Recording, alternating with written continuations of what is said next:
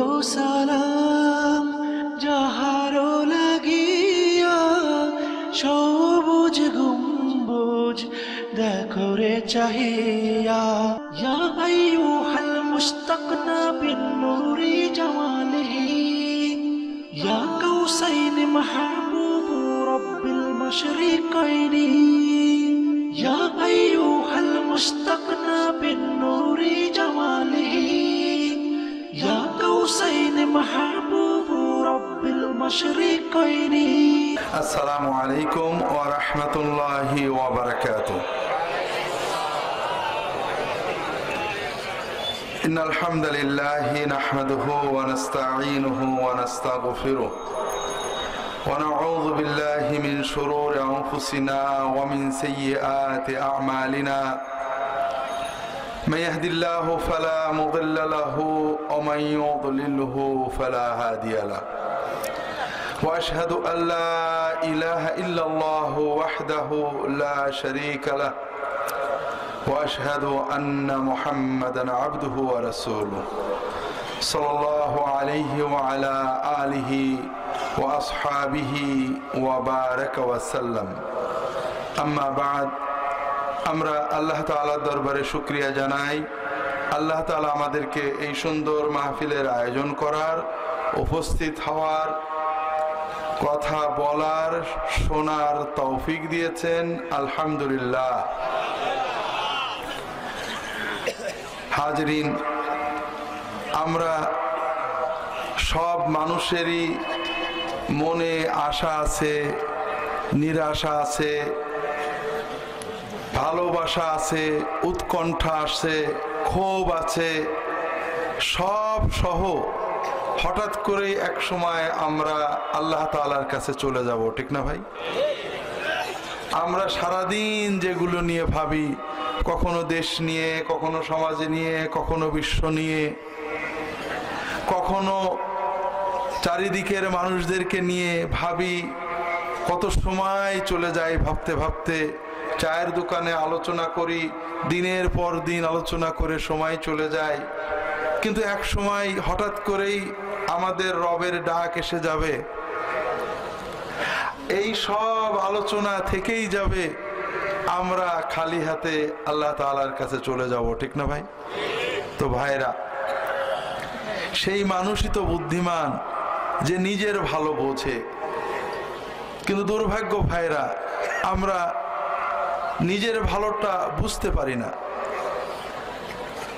আল্লাহ তাআলা কোরআন কারিমে একটা ছোট্ট সূরা আমাদেরকে বলেছেন যে মানুষ সবাই ক্ষতির ভিতরে রয়েছে, মানুষ সবাই ক্ষতির ভিতরে। আসলে বাস্তব কথা ভাই, কোটি কোটি টাকার মানুষ,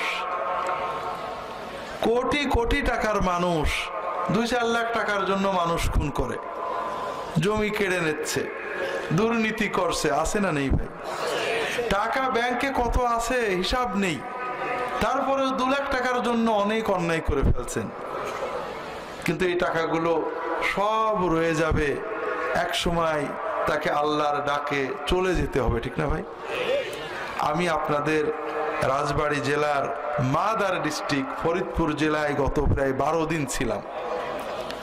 আমার মা হঠাৎ হার্টের প্রবলেম হলো, যেটাকে ডাক্তারদের পরিভাষায় হার্ট ফেলিউর বলে।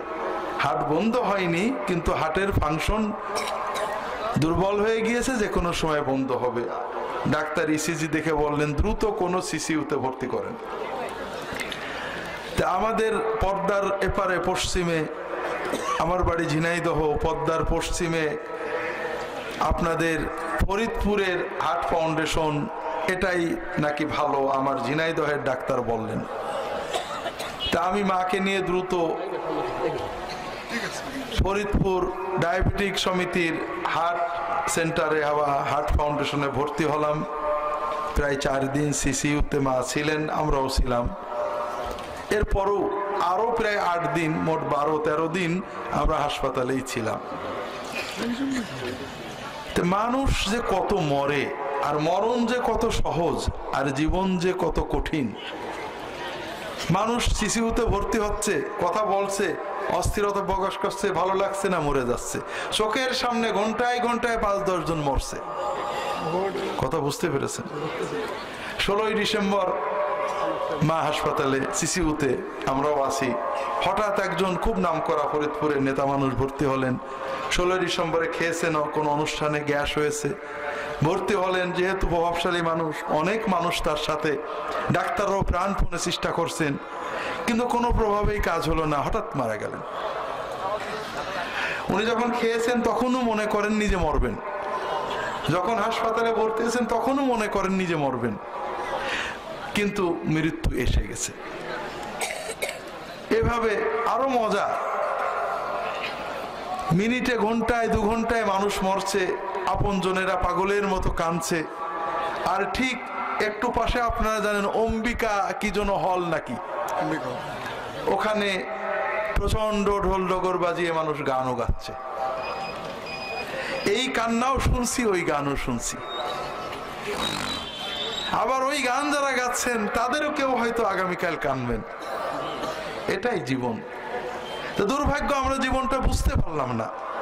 আমরা অনেক সময় মনে করি যে মৃত্যুর কথা মনে করা বোকামি। যেমন যে ছাত্র মনে করে পরীক্ষার কথা মনে করা বোকামি। আসল বোকা কে? যে মনে করে পরীক্ষার কথা চিন্তা করা বোকামি, ওই কিন্তু বোকা, ঠিক না? পরীক্ষার কথা চিন্তা করলে কি পরীক্ষা 2 মাস আগে হয় নাকি? না। কিন্তু আমরা কেউ যদি মৃত্যুর কথা বলি, ভাই আমি মরে গেলে, আমাদের দেশে, আমাদের ঝিনাইদহের ভাষায় 60 মানে বুঝি না কি জন্য 60 বলতে নেই। আপন জনেরা মৃত্যুর কথা বলতে দিতে চাই না, শুনতে চাই না। তার মানে কি, আমরা যদি মৃত্যুর কথা বলি তাহলে আজরাইলের আমাদের কথা মনে পড়ে যাবে, ঠিক না? আর আমরা যদি মুখে না আনি তাহলে আজরাইলের আর ব্যাপারটা কি তাই ভাইরা? না, তা না। কাজেই ওই ছাত্রই তো বুদ্ধিমান যে জানুয়ারির 1ম থেকে পরীক্ষার কথা মনে রাখে, আর সেই তো বোকা যে জানুয়ারি ফেব্রুয়ারি মার্চে লেখাপড়া করার কথা বললে বলে আরে দেরি আছে, পরীক্ষা তখন দেখা যাবে। তাই জন্য ভাইরা, প্রায় মানুষই ক্ষতির ভিতরে। আল্লাহ তাআলা বললেন শুধুমাত্র 4টে কাজ যারা করে তারাই সফল হতে পারবে। তা আমি অন্য আলোচনা আজকে করব না, আমি শুধু এই ছোট্ট সূরাটা, সূরা আল আসর, আমরা অনেকেই মুখস্থ রাখছি। এটার আলোকে আমাদের জীবনের করণীয়গুলো আলোচনা করার চেষ্টা করব। আল্লাহ তাআলা তৌফিক দান করুন, আমিন। তার আগে আমার একটা সহজ প্রশ্ন আছে অথবা পর্যালোচনা আছে।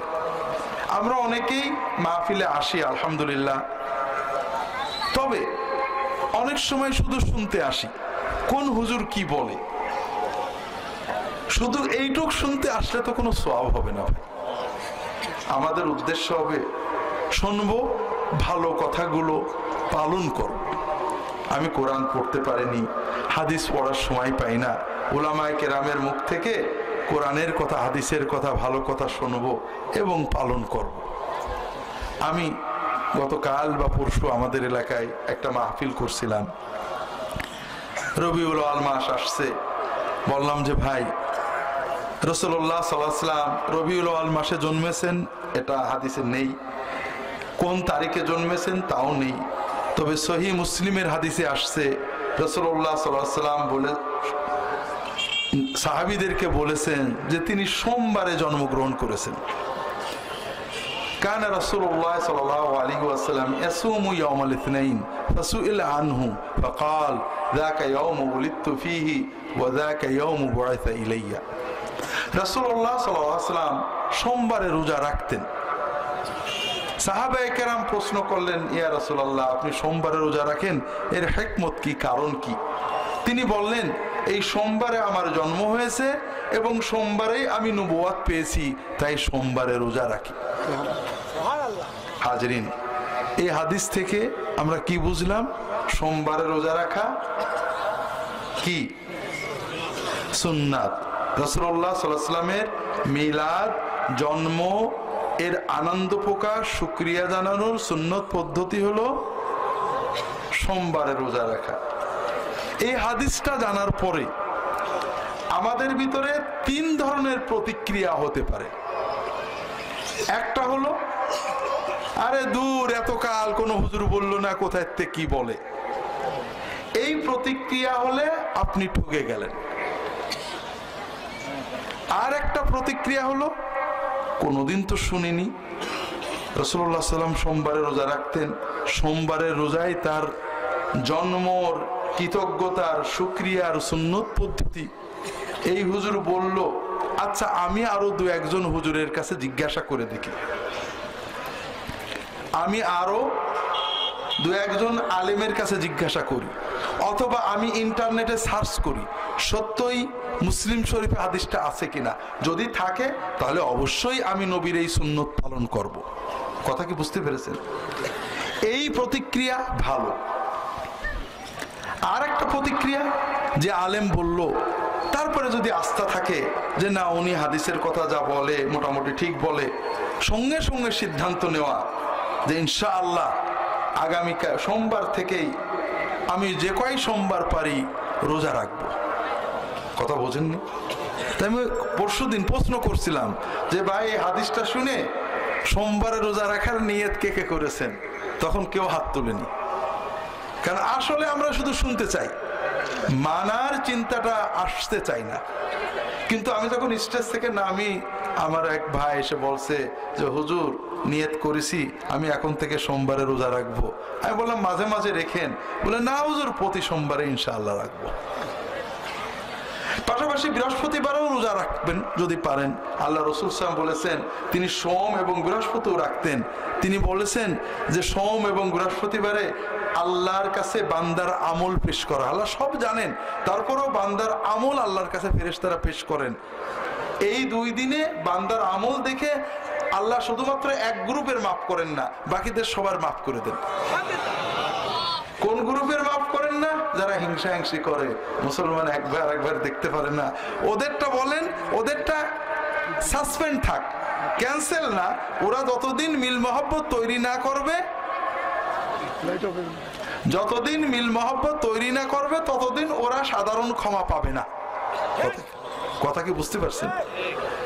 তো ভাইরা, এটা আমার উদ্দেশ্য না। উদ্দেশ্য হলো যে কোনো হাদিস শোনার পরে আমরা চেষ্টা করব জীবনে অনেক না পারি 2-1 বার অন্তত রাসূলুল্লাহ সাল্লাল্লাহু আলাইহি ওয়াসাল্লামের সুন্নতটা পালন করব, ঠিক না ভাই? এবং আমরা এখানে যারা বসে আছি সবাই নিয়ত করি যে আল্লাহ ভালো কথা শুনবো এবং ভালো কথা যেন পালন করতে পারি, এই তৌফিক আল্লাহ আমাদের দান করো। এই দোয়া আমরা সবাই করি, আমিন। হাজিরিন, তাহলে আমি আপনাদের সামনে কোরআন কারীমের ছোট্ট একটা সূরা, আল্লাহ তাআলা সূরাতুল আসর, আসর মানে যুগ অথবা সময় অথবা বিকাল। আসর মানে কি? সময়, যুগ অথবা বিকাল। আল্লাহ তাআলা বলছেন ওয়াল আসর, সময়ের কসম অথবা বিকালের কসম। ইন্নাল ইনসানা লাফি খুসর, নিশ্চয় মানুষ ক্ষতির ভিতরে রয়েছে। নিশ্চয় মানুষ অবশ্যই নিশ্চিতভাবে ক্ষতির ভিতরে রয়েছে। দুনিয়ার ক্ষতি, আখিরাতেরও ক্ষতি, অনন্ত জীবনের ক্ষতি। ইল্লাল্লাযীনা আমানু, আল্লাহ বলছেন শুধু ব্যতিক্রম হলো যারা 4 রকমের 4টে কাজ করবে। ইল্লাল্লাযীনা আমানু, যারা ঈমান এনেছে, ওয়া আমিলুস সালিহাতি, যারা নেক কর্ম করেছে, ওয়া তাওয়াসাউ বিল হক, যারা সত্যের ব্যাপারে পরস্পরকে উৎসাহ দিয়েছে, ওয়া তাওয়াসাউ বিস সবর, যারা সবরের জন্য একে অপরকে উৎসাহ দিয়েছে। তাহলে কয়টা কাজ লাগবে বাঁচার জন্য? 1 নম্বর ঈমান, 2 নম্বর কি? নেক আমল, 3 নম্বর মানুষদেরকে একে অপরে হকের কথা বলা, ভালো কথা বলা, সত্যের কথা বলা, 4 নম্বর পরস্পরের সবরের জন্য নসিহত করা, উপদেশ দেওয়া। আমরা কোরআন কারীম এবং রাসূলুল্লাহ সাল্লাল্লাহু আলাইহি ওয়াসাল্লামের সুন্নাতের আলোকে এই চারটে কাজের সামান্য কয়েকটা দিক আলোচনার চেষ্টা করব। আল্লাহ তাআলা আমাদেরকে ভালো কথা বলার, ভালো কথা শোনার তৌফিক দান করুন, আমিন। ঈমান আমরা সবাই চিনি এবং রাজবাড়ির মাহফিলে ঈমান নিয়ে এর আগে অনেকবারই আলোচনা করছি, ঠিক না ভাই? ঈমান মানে হলো লা ইলাহা ইল্লাল্লাহু মুহাম্মাদুর রাসূলুল্লাহ। আজকে জুমার পরে আমি চুয়াডাঙ্গায় রওনা দিছি। গত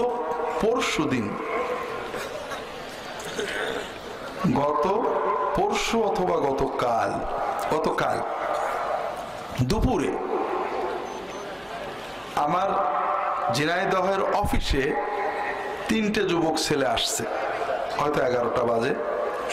3জনই যশোর শহরের সরকারি MM কলেজের ফার্স্ট ইয়ার ম্যানেজমেন্টের ছাত্র। 2জন মুসলমান, 1জন হিন্দু। ওই হিন্দু ছেলেটা মুসলমান হবে, ইসলাম সম্পর্কে জেনেছে, বুঝেছে, আমার কাছে এসে কিছু প্রশ্ন করবে বলে আসছে। তো ছেলেটার প্রশ্নটা বলি। ছেলেটা প্রশ্ন করছে, স্যার আমি ইসলাম সম্পর্কে জানছি, ইসলাম আমার খুব ভালো লাগে। কেন ভালো লাগে? বলে, স্যার আমার প্রথম মনটা আঘাত লাগলো আমার বাবার মৃত্যুর পরে। আমার বাবা 1 বছর বা 1.5 বছর আগের কথা বললো, মারা গেল।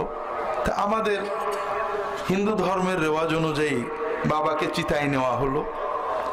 চিতায় যখন বাবার গায়ের উপরে কাঠ চাপাতে হতে লাগলো, আমার খুব কষ্ট লাগলো। বাবা কলিজার টুকরা, যে বাবাকে এত ভালোবাসছি, আহা বাবার আত্মার কত কষ্ট হচ্ছে, এত কাঠ চাপাচ্ছে, নিশ্চয় কষ্ট হচ্ছে। আমার খুব কষ্ট লাগছিল। এরপরে আগুন দেওয়া হলো, আমার বড় ভাই আগুন লাগালো। আগুন লাগালে আপনারা দেখেছেন কিনা, চিতায় মরা মানুষেরও হাত পা করে ওঠে।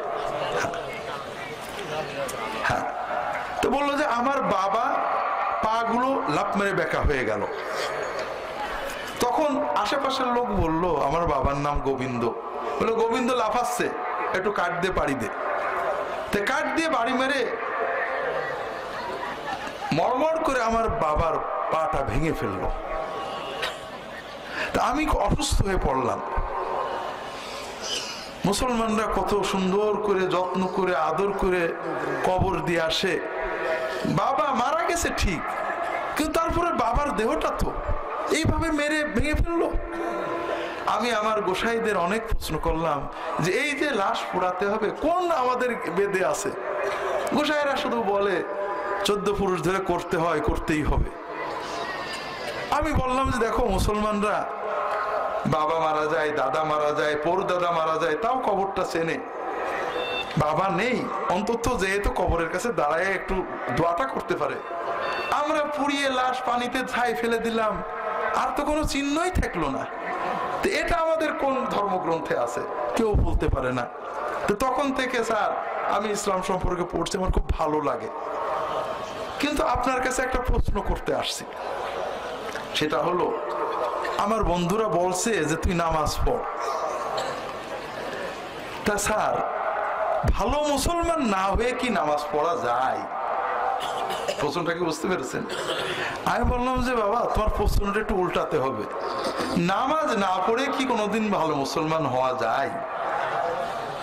কেউ যদি প্রশ্ন করে তোমাকে যে ভালোভাবে সুস্থ না হয়ে কি খাওয়া দাওয়া করা যায়, তাহলে তুমি কি বলবে তাকে? কি বলবো আমরা? কি বলবো? পাগল বলবো না? খাওয়া দাওয়া করেই তো সুস্থ হতে হবে। কাজেই যদি আমরা খাওয়া দাওয়া না করি, কেউ বলে যে আমি পুরো সুস্থ হই তারপরে খাবো, ওকে আপনারা কোথায় ভর্তি করবেন? পাগলা গারদে।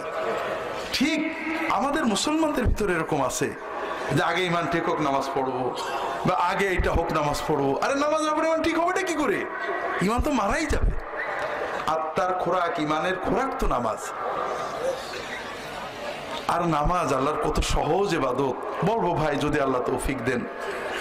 তো ছেলেটা বললো যে আমার মা যদি জানে, আমার বাবা যদি, কে বাবা মারা গেছে, দাদা যদি জানে, বোন আছে জানে, ওরা তো কষ্ট পাবে, অনেক সমস্যা হবে। বলে দেখো তোমার বিজনেস তো তোমার মালিকের সাথে, আমার সাথে না। তোমার মালিক তোমার অবস্থা জানে। আল্লাহ কারোর উপর জুলুম করবেন না। কিয়ামতের দিন তোমাকে জিজ্ঞেস করবে যে দেখো তোমাকে অমুক দিনের অমুক তারিখে তোমার অন্তরের ভিতরে 16 আনা ইমানের ডাক আসছিল, তুমি নিশ্চিত বুঝছিলে যে ইসলাম সত্য, তুমি মানছিলে না কেন? আল্লাহ কিন্তু ওইখানে ধরবে, আর কিছু না। তুমি যতটুকু পারো করবে, যতটুকু পারো করবে না, বিষয়টা তোমার আর তোমার মালিকের, এখানে আমাদের কিছু বলার নেই। ইমান কেউ দেখতে পাই না, কাজেই তুমি ইমানটাকে বিশুদ্ধ রাখবে। আর হিন্দু ধর্ম কোনো মূর্তি পূজা করতে বাধ্য করে না। মূর্তি পূজা হিন্দু ধর্মেরও নিষেধ, আবার জায়েজের মসলাও আছে, কিন্তু বাধ্যতামূলক না। কাজেই তুমি শিরিক থেকে বাঁচো, ইমানকে বিশুদ্ধ করো। নামাজ গোপনে যতটুকু পারো পড়ো। তোমাকে নামাজ শেখা পরে, পড়া আগে। তুমি তোমার মালিকের সাথে কথা বলবে, যেভাবে পারো পড়ো। এরপরে বাবা মা দাদা তাদের সাথে ঝগড়া করো না। তাদেরকে যখন সময় হবে বুঝাবে, এক সময় আসবে যখন তারা মেনে নেবে, অথবা তুমি স্বাধীন হয়ে যাবে। বাবা মা তো আর আজীবন থাকবে না। তবে যেতটুকু পারো আল্লাহর কাছে ততটুকু তুমি করবে। আমি জানি না তোমার অন্তর কতটুকু সাড়া দিয়েছে, কিন্তু আল্লাহ জানেন। আল্লাহর কাছে যে তোমাকে দাঁড়াতে হবে। তো এই কথা বলার উদ্দেশ্য হলো গতকালকের কথা। আজকে জুমার নামাজ পড়ে আমার চুয়াডাঙ্গায় আমার বোনের ওখানে একটা জরুরি কাজ ছিল, তার মেয়ের বিয়ের কথা হবে, মুরব্বী হিসেবে আমার যেতে হবে। তো গাড়ি তোড়ে কিছুতে যাওয়ার পরে আমার ট্রাস্ট থেকে ফোন করেছে, ওই ছেলেটা আসছে কালেমা পড়তে। ওর খুব শখ আমার কাছে পড়বে। তাই বললাম যে হুজুর ফোন করেছে, আপনি পড়াই দেন। কোনো মানুষ ভালো কাজ করতে চাইলে আমরা বাধা দেবো না, ওর ভবিষ্যৎ ওর, আমরা দোয়া করব। কিন্তু আল্লাহ কালকে তো দেওয়াকে ধরে অমুক লোকটা ইমান নিতে আইছিল, তুমি ইমানটা তার নিতে দাও, নো বেঈমান হয়ে মরে গেছিল, আমি কি বলবো? তো কালেমা পড়লো আমার সাথে, মোবাইলেই পড়লো ইমান, আশহাদু আল্লাহ ইলাহা ইল্লাল্লাহু ওয়াহদাহু লা শারীকা লাহু ওয়া আশহাদু আন্না মুহাম্মাদান আবদুহু ওয়া রাসূলুহু। এই তো ইমান, যা আমি সাক্ষী দিচ্ছি আল্লাহ ছাড়া কোনো মাবুদ নেই। আমার ইবাদত, আমার ভক্তি, আমার বন্দনা, আমার পূজা সব পাবেন একমাত্র কে? ওয়াহদাহু লা শারীকা লাহু, তার কোনো শরীক নেই। এটা হলো ইমানের প্রথম বিষয়। আমরা অনেক আপনাদের বলেছি, তারপরও ছোট্ট একটা বিষয় বোঝেন ভাই, শরীক কেউ পছন্দ করে না। আপনার স্ত্রী, আমরা বাংলাদেশের মুসলমান পর্দা করেন না অনেকে, আপনার স্ত্রী আপনার ভাইয়ের সাথে গল্প করে, বন্ধুর সাথে গল্প করে, আপনি মাইন্ড করেন না। কিন্তু আপনি যদি কখনো দেখেন আপনার দিকে যে আদর দিয়ে বউ তাকায়, ওই আদর দিয়ে আপনার ভাইয়ের সাথে অথবা বন্ধুর সাথে তাকাচ্ছে অথবা হাসছে, আপনি কি সহ্য করতে পারবেন? ওই বউ নিয়ে ঘর করতে পারবেন? বউ ভাত পোড়ায়, ঘর পোড়ায়, প্লেট ভাঙে, রাগ করে, বাপ মা তুলে রাগ করে, সব সহ্য করতে পারেন। কিন্তু বউ আর এক পুরুষের সাথে ঠিক আপনার যে আদর, ওই আদরের চোখ দিয়ে তাকিয়েছে, যদি আপনার চোখে ধরা পড়ে, ওই বউ নিয়ে ঘর করতে পারবেন? পারবেন না। স্বামী মারে, পিটায়, রাগ করে, ঝগড়া করে, সব সহ্য করে, কিন্তু স্বামী আর একটা মেয়ের সাথে, বউয়ের সাথে যে আদরে কথা বলে, ওই আদরে কথা বলে, বউয়ের সাথে অন্য মেয়েকে শরিক করে, এইটা যদি কোনো বউ বোঝে, সে কি ওই স্বামীর ঘর করতে পারে? সব সহ্য করা যায়, শিরিক সহ্য করা যায় না। কথা বুঝতে পেরেছেন? আল্লাহ আমাদের মালিক, আল্লাহ শিরিক সহ্য করেন না। একটা সন্তান তার মাকে খুব ভক্তি করে, ভয়ও পায়, মা খুব রাগী। ওর যখন দুধের দরকার হয়, খাবারের দরকার হয়, টুকটুক করে খালার কাছে যায়, বড় আপুর কাছে যায়, আপু খালা একটু আম্মাকে বলে দাও আমার দুধ দিক। আচ্ছা আপনারা বলেন তো, মা কি এই ছেলেকে পছন্দ করে? করে, তাই না? আচ্ছা, হ্যাঁ হ্যাঁ করে। যদি পছন্দ মহিলাদের কাছে শুনে আসেন, করে না। মায়ের মাতৃত্ব কি চাই? যে ছেলে যা চাবে আমার কাছে চাবে। খিদে লেগেছে আমাকে বলো, মা রাগ করে আজকে তোর খাদ্য দেবো না। মার মনটা কি চাই? ছেলে এসে মার ধরবে, মা মাফ করে দাও। কিন্তু ছেলে বুদ্ধিমান, যে বাপকে দাদিকে বলে, দাদি বৌমা ছেলেটাকে খাদ্য দাওনি কেন? বৌমা খাদ্য দেয়, কিন্তু মনে মনে ছেলেটার খুশি হয় না বেজার হয়? বেজার হয়। মা তো ওইটা চাইনি, মা চেয়েছিল যে ছেলের পরে রাগ করবো, ছেলে এসে আমার আদর করে জড়াই ধরবে। কথা কি বুঝতে পারছেন ভাইরা? আল্লাহ তাআলা আমাদের বিপদ দেন, কষ্ট দেন, কে দেন? আল্লাহ এই জন্য দেন যে বান্দা আমাকে ডাকুক, বান্দার মনে আমার মায়া আসুক, আমার প্রেম আসুক, বান্দা জান্নাতের জন্য উপযুক্ত হোক। কিন্তু বান্দা কি করে? আহা আমার বিপদ হয়েছে, আল্লাহ তো আমার কথা শুনবে না, আল্লাহকে হুজুর দিয়ে চাপ দিয়াবো। আল্লাহ খুশি হলেন না বেজার হলেন? বেজার হলেন। কোন মায়ের সন্তান যদি দুধের প্রয়োজন হলে, পানির প্রয়োজন হলে, বাথরুমের প্রয়োজন হলে সরাসরি মাকে না বলে দাদিকে, খালাকে বলে, ওই সন্তান কিন্তু মায়ের মাতৃত্বকে অপমান করে। ঠিক যেমনই যখন বান্দা কোনো কিছুর দরকার হয়, আল্লাহকে না চেয়ে, আল্লাহর কাছে না চেয়ে, আল্লাহকে না ডেকে আর কারোর কাছে যায়, ও আল্লাহর রুবুবিয়তকে অপমান করে। আমি দোয়া শিখতে পীরের কাছে যাব, ওজিফা শিখতে মাওলানা সাহেবের কাছে যাব, আমল শিখতে হুজুরের কাছে যাব, কিন্তু যা চাওয়ার কার কাছে যাব? আল্লাহ। আল্লাহ তাই চান। ভাইরা, ইউনূস আলাইহিস সালাম মাছের পেটে পড়ে গেছিলেন, তাই না ভাই? তিনি যখন মাছে গিলে ফেললো, তিনি কি বললেন? লা ইলাহা ইল্লা আনতা সুবহানাকা ইন্নী কুনতু মিনাজ জালিমিন। লা ইলাহা ইল্লা আনতা, আল্লাহ তুমি ছাড়া কোনো মাবুদ নেই, আমাকে বিপদ থেকে তরানোর মতো কেউ নেই, আল্লাহ তুমি মহা পবিত্র, আমি অন্যায় করে ফেলেছি। তার মানে কি?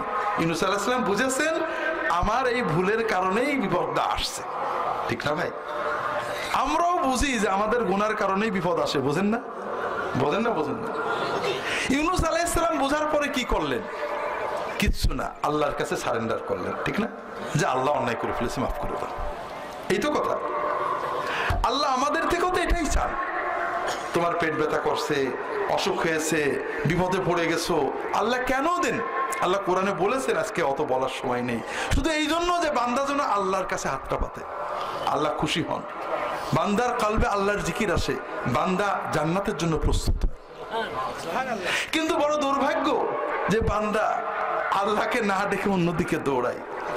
বাংলাদেশের মানুষ বলে নিজের ভালো পাগলও বোঝে, বলে না?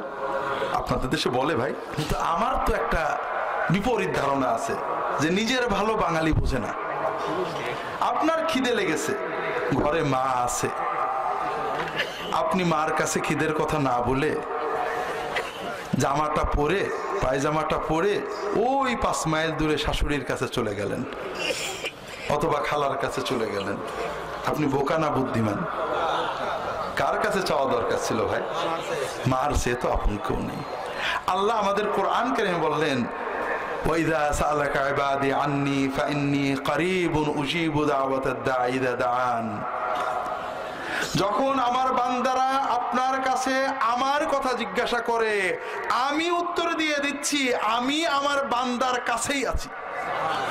বান্দা যেখানে যখন যেভাবে আমাকে ডাক দেবে, আমি সঙ্গে সঙ্গে সাড়া দেব। আল্লাহ আপনার কাছে আছেন, আল্লাহ আপনি ডাকলে ছাড়া দেবেন, আল্লাহ ওয়াদা করেছেন। আর আপনি জামাটা পরে, পাঞ্জাবি গায়ে দিয়ে 10 কিলো 50 কিলো 100 কিলো দূরে হুজুরের কাছে চলে গেলেন। আপনি বুদ্ধিমান না বোকা? আপনি বোকা। যেটা বলছিলাম ভাইরা, যাবেন আমার কাছে কি জন্য? বিপদে পড়লেও যাবেন। আমি একটা গল্প এই বছরে মনে পড়ে বলে অনেক মাহফিলেই বলেছি, আপনাদেরও বলি, আলেমদের কাছে অবশ্যই যেতে হবে, পীর মাশায়েখের কাছে যেতে হবে। কি জন্য? হুজুর বিপদে পড়েছি, বিপদ উদ্ধার পেতে কোন দোয়াটা করতে হবে? হুজুর দোয়া করেন, আর আমার একটা ভালো দোয়া শিখিয়ে দেন, এই জন্য যাবেন। যখন ইসলামিক টিভিতে প্রোগ্রাম করতাম, একদিন এক ভাই এসে হাজির। আমি প্রোগ্রামের সাধারণত আধা ঘন্টা আগেই চলে যেতাম, বসে আসি স্টুডিওতে যাওয়ার জন্য, ভাই এসে হাজির। হুজুর একটা বিপদে পড়ছি, সবাই বলে তদবির করো, অমুক হুজুরের কাছে তদবির নাও, হয়ে যাবে, কিন্তু আপনারা টিভিতে বলেন তাবিজ তদবির এগুলো করতে হয় না, এই জন্য আপনার কাছে আসলাম হুজুর, সুন্নত তরিকায় কোনো আমল আছে কিনা। তো কি বিপদ ভাই? তা আমার ঢাকায় বিজয়নগরে ওনার একটা ভালো জমি ছিল, একটা বড় প্লট ছিল, কয়েক কোটি টাকার সম্পত্তি। বলেন যে আমার প্লটটা ডেভেলপারদেরকে দিয়ে বড় হাই রাইজ বিল্ডিং করবো বলে জমিটার দলিল আমি এক ডেভেলপার কোম্পানিকে দিয়েছি।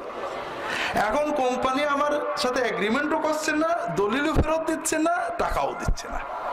তা আমার মনে হয় হুজুর আমার জমিও গেল, টাকাও গেল। হুজুর অনেকেই বলছে যে অমুক হুজুরের কাছে তদবির করো, জেন দিয়ে আদায় করে দেবে, এই করবে তাই করবে। তো হুজুর আপনারা বলেন এগুলো করতে হয় না, ইমান থাকে না, তা হুজুর সুন্নত তরিকায় কি করব? তাই বললাম দেখেন অবশ্যই সুন্নত তরিকায় চলতে হবে, তবে আমি তো আসলে খাস কোনো আমল জানি না। তবে রাসূলুল্লাহ সাল্লাল্লাহু আলাইহি ওয়াসাল্লাম কিছু আমল শিখিয়েছেন, দোয়া শিখিয়েছেন মানুষের জুলুম থেকে বাঁচার। আমার রাহে বেলায়েত বইয়ে আছে দোয়াগুলো, তখন হচ্ছে নতুন এডিশনে আরো বিস্তারিত আছে। তো ওনাকে রাহে বেলায়েত বই থেকে কয়টা দোয়া টিক দিয়ে দিলাম। রাসূলুল্লাহ সাল্লাল্লাহু আলাইহি ওয়াসাল্লাম হযরত ফাতেমা রাদিয়াল্লাহু তাআলাকে শিখিয়েছিলেন, সাহাবীদেরকে শিখিয়েছিলেন যে এই দোয়াগুলো পড়বে ঘুমাতে যাওয়ার সময়, তাহাজ্জুদের সেজদায়। আমি বললাম যখন ঘুমাবেন পড়বেন। তাহাজ্জুদের সেজদায় অর্থ সহ মুখস্থ করে চোখের পানি যতটুকু পারেন ফেলে আল্লাহর কাছে কাঁদবেন।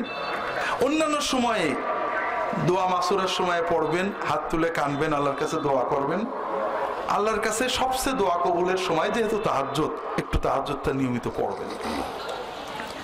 তো উনি চলে গেলেন, রাহে বেলায়েতটা নিয়ে চলে গেলেন।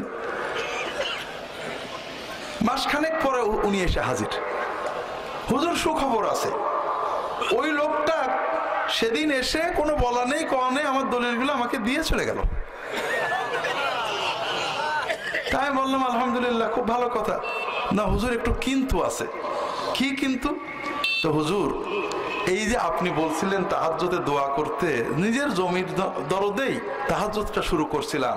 তাহাজ্জুদে যে আল্লাহর কাছে খুব দোয়া করতো, আপনার ওই দোয়াগুলো পড়ে পড়ে খুব ভালো লাগতো হুজুর, এত শান্তি লাগতো। এখন আমার মনে হচ্ছে যে ওই দলিলটা যদি আরো 6 মাস পরে দিত তাহলেই ভালো হতো। তো ভাইরা, আল্লাহ তো এটাই চান, আল্লাহ ছোট্ট একটু বিপদ নেন, বান্দা একটু ফোঁটা কান্নাকাটা করে আল্লাহর ওলি হয়ে যায়। আর আপনি দৌড়ালেন অন্য জায়গায়, দৌড়াবেন হুজুরের কাছে যাবেন, হুজুর কোন দোয়া পড়তে হয় হুজুর শিখিয়ে দেবে, কিন্তু কানবে কে? আপনি কানবেন। কানলে আপনার বিপদও যাবে, আপনি আল্লাহর ওলিও হয়ে যাবেন। কাজেই ভাইরা, আল্লাহর সাথে কারো শরিক করেন না। চাওয়া পাওয়া, ভরসা, নির্ভরতা, ভালো মন্দ, আমার দিকে নেক নজর দেওয়া, তাকিয়ে থাকা, আমার কল্যাণ অকল্যাণ করা, সব একমাত্র কে? ওই জায়গায় একমাত্র কাকে বসাবো? আল্লাহ, আর কেউ থাকবে না। কথা বুঝতে পেরেছেন ভাইরা? দ্বিতীয় যে বিষয় আমরা অনেক সময় ভুল করি, আলেম ওলামা পীর মাশায়েখ অবশ্যই দোয়া করবেন, তাদের কাছে যাব, তবে আমাদের অন্তরটা কিন্তু আল্লাহর কাছে থাকবে। আমরা ভুল করি, মনে করেন আমারও দুজন মুরিদ, একজন মুরিদ আমার প্রচন্ড ভক্ত, ওর যে কোনো কষ্ট বিপদ হলেই চিন্তা করে হুজুর বদদোয়া করেছে, হুজুর রাগ করেছে, সঙ্গে সঙ্গে ও চিন্তা করে হুজুরের কাছে একটু মাপ চেয়ে আসবে। ও কোনো ভালো কিছু পেলেই, ওর বেচা কেনা বেশি হয়েছে, রোগ ব্যাধি সেরে গিয়েছে, একটু যে কোনো ভালো কিছু পেলেই ও সঙ্গে সঙ্গে চিন্তা করে হুজুরের দোয়ায় আল্লাহ দেশে। ওর অন্তরটা কার সাথে ঘোরে? হুজুরের সাথে ঘোরে। আর একজন মানুষ, সেও আমার মুরিদ, সে জানে হুজুর আল্লাহর মতো আল্লাহরই বান্দা, হুজুরের কাছ থেকে আমি আমল শিখেছি, কিন্তু ওর অন্তর আল্লাহর কাছে থাকে। যে কোনো বিপদ হলেই বলে আল্লাহ আমি অন্যায় করেছি, মাফ করে দাও। আল্লাহ তুমি বিপদ না কাটালে কেউ কাটায় না। যে কোনো ভালো পায়, বরকত পায়, 2 টাকা লাভ হয়, ছেলে পরীক্ষায় পাশ করে চাকরি পায়, মেয়েটার বিয়ে হয়, নাতি হয়, আলহামদুলিল্লাহ আল্লাহ তুমি দিয়েছো। ওর অন্তরটা কার সাথে ঘরে? আল্লাহর ওলিকে, এই দ্বিতীয় জন। আর প্রথম জন কিন্তু মুশরিক, ও আল্লাহর আসনে আমাকে বসিয়ে ফেলেছে। ও কি করে? ওর দায়িত্ব ছিল আল্লাহর ডাকবে, শুধু আমার জন্য দোয়া করবে, আল্লাহ আমার হুজুর এই দোয়াগুলো শিখাইছিল, আল্লাহ তার ভালো করো, ঠিক না ভাই? তো ভাইরা, হুজুরকে হুজুরের জায়গায় রাখবেন, আল্লাহ তাআলার জায়গায় যেন কেউ না বসে পড়ে। কথাকে বুঝতে পেরেছেন ভাইরা? ইমানের এটা হলো প্রথম, আশহাদু আল্লা ইলাহা ইল্লাল্লাহু ওয়াহদাহু লা শারীকা লাহু। আর দ্বিতীয়টা কি? ওয়া আশহাদু আন্না মুহাম্মাদান আবদুহু ওয়া রাসূলুহু। তার মানে কি? আমরা আল্লাহর ইবাদত করব, কিন্তু কিভাবে করতে হয় জানি না। দুনিয়ার সব মানুষই আল্লাহর ইবাদত করতে চায়, হিন্দু, বৌদ্ধ, ইহুদি, খ্রিস্টান, সবাই তো আল্লাহর দয়াই চান, ঠিক না ভাই? তাহলে গোলমালটা কোথায়? গোলমালটা এক জায়গায়, কোন কায়দায়, কোন তরিকায় আল্লাহর ডাকতে হবে। কথা কি বুঝতে পেরেছেন? আর এই তরিকা শেখানোর জন্যই তো আল্লাহ নবী পাঠালেন। লা ইলাহা ইল্লাল্লাহু মুহাম্মাদুর রাসূলুল্লাহ, এর মানেই তো হলো যে আমরা ইবাদত করব একমাত্র আল্লাহর, আর সেই ইবাদতের তরিকা, নিয়ম শিখবো একমাত্র মুহাম্মাদুর রাসূলুল্লাহ সাল্লাল্লাহু আলাইহি ওয়াসাল্লাম থেকে। আমরা উম্মি মানুষ আলেমের কাছে যাব, পীরের কাছে যাব, উস্তাদের কাছে যাব, উদ্দেশ্য কি? হুজুর আমি আল্লাহকে পেতে চাই, আল্লাহর ইবাদত করব নবীর তরিকায়। হুজুর আমি ওই মানুষ জানি না, আমাকে নবীর তরিকাটা শিখিয়ে দেন। কথা কি বুঝতে পেরেছেন ভাই? আর নবীর তরিকার পাশে আর কাউকে দাঁড় করাবেন না। জানার ভুল হলে জানার চেষ্টা করেন, আস্থা না হলে আস্থা অর্জনের চেষ্টা করেন, কিন্তু নবীর সুন্নত জানার পরেও কারোর অজুহাত দিয়ে যে অমুক হুজুর করেছে, তমুক হুজুর করেছে, অমুক হুজুর জান্নাতে গেলে আমিও যাব, এই সব বললে কিন্তু নবীর সাথে শরিক করা হয়ে যাবে। কথা বুঝতে পেরেছেন? অমুক হুজুর তমুক হুজুর অনেক কিছু করেন, আলহামদুলিল্লাহ, আল্লাহর ওলি বুজুর্গরা সবাই নেকামল করেছেন, সবারই কিছু ভুল থাকে। আল্লাহর অনেক বুজুর্গ, ওলি, সাহাবি, তাদের অনেক আমল আমরা মানি না। কেন? নবীজির সুন্নতের খেলাফ। আমরা তাদের মহব্বত করি, তারা বোঝেননি অথবা তাদের কোনো ওজর ছিল, কিন্তু মানি কিন্তু নবীর সুন্নত। কথাকে বুঝতে পেরেছেন? একটা উদাহরণ দিই। রাসূলুল্লাহ সাল্লাল্লাহু আলাইহি ওয়াসাল্লাম দাড়িতে মেহেদি নিতে বলেছেন, জানেন তো? তিনি মেহেদি নিয়েছেন বলে কোন কোন হাদিসে আসছে। কালো করতে নিষেধ করেছেন।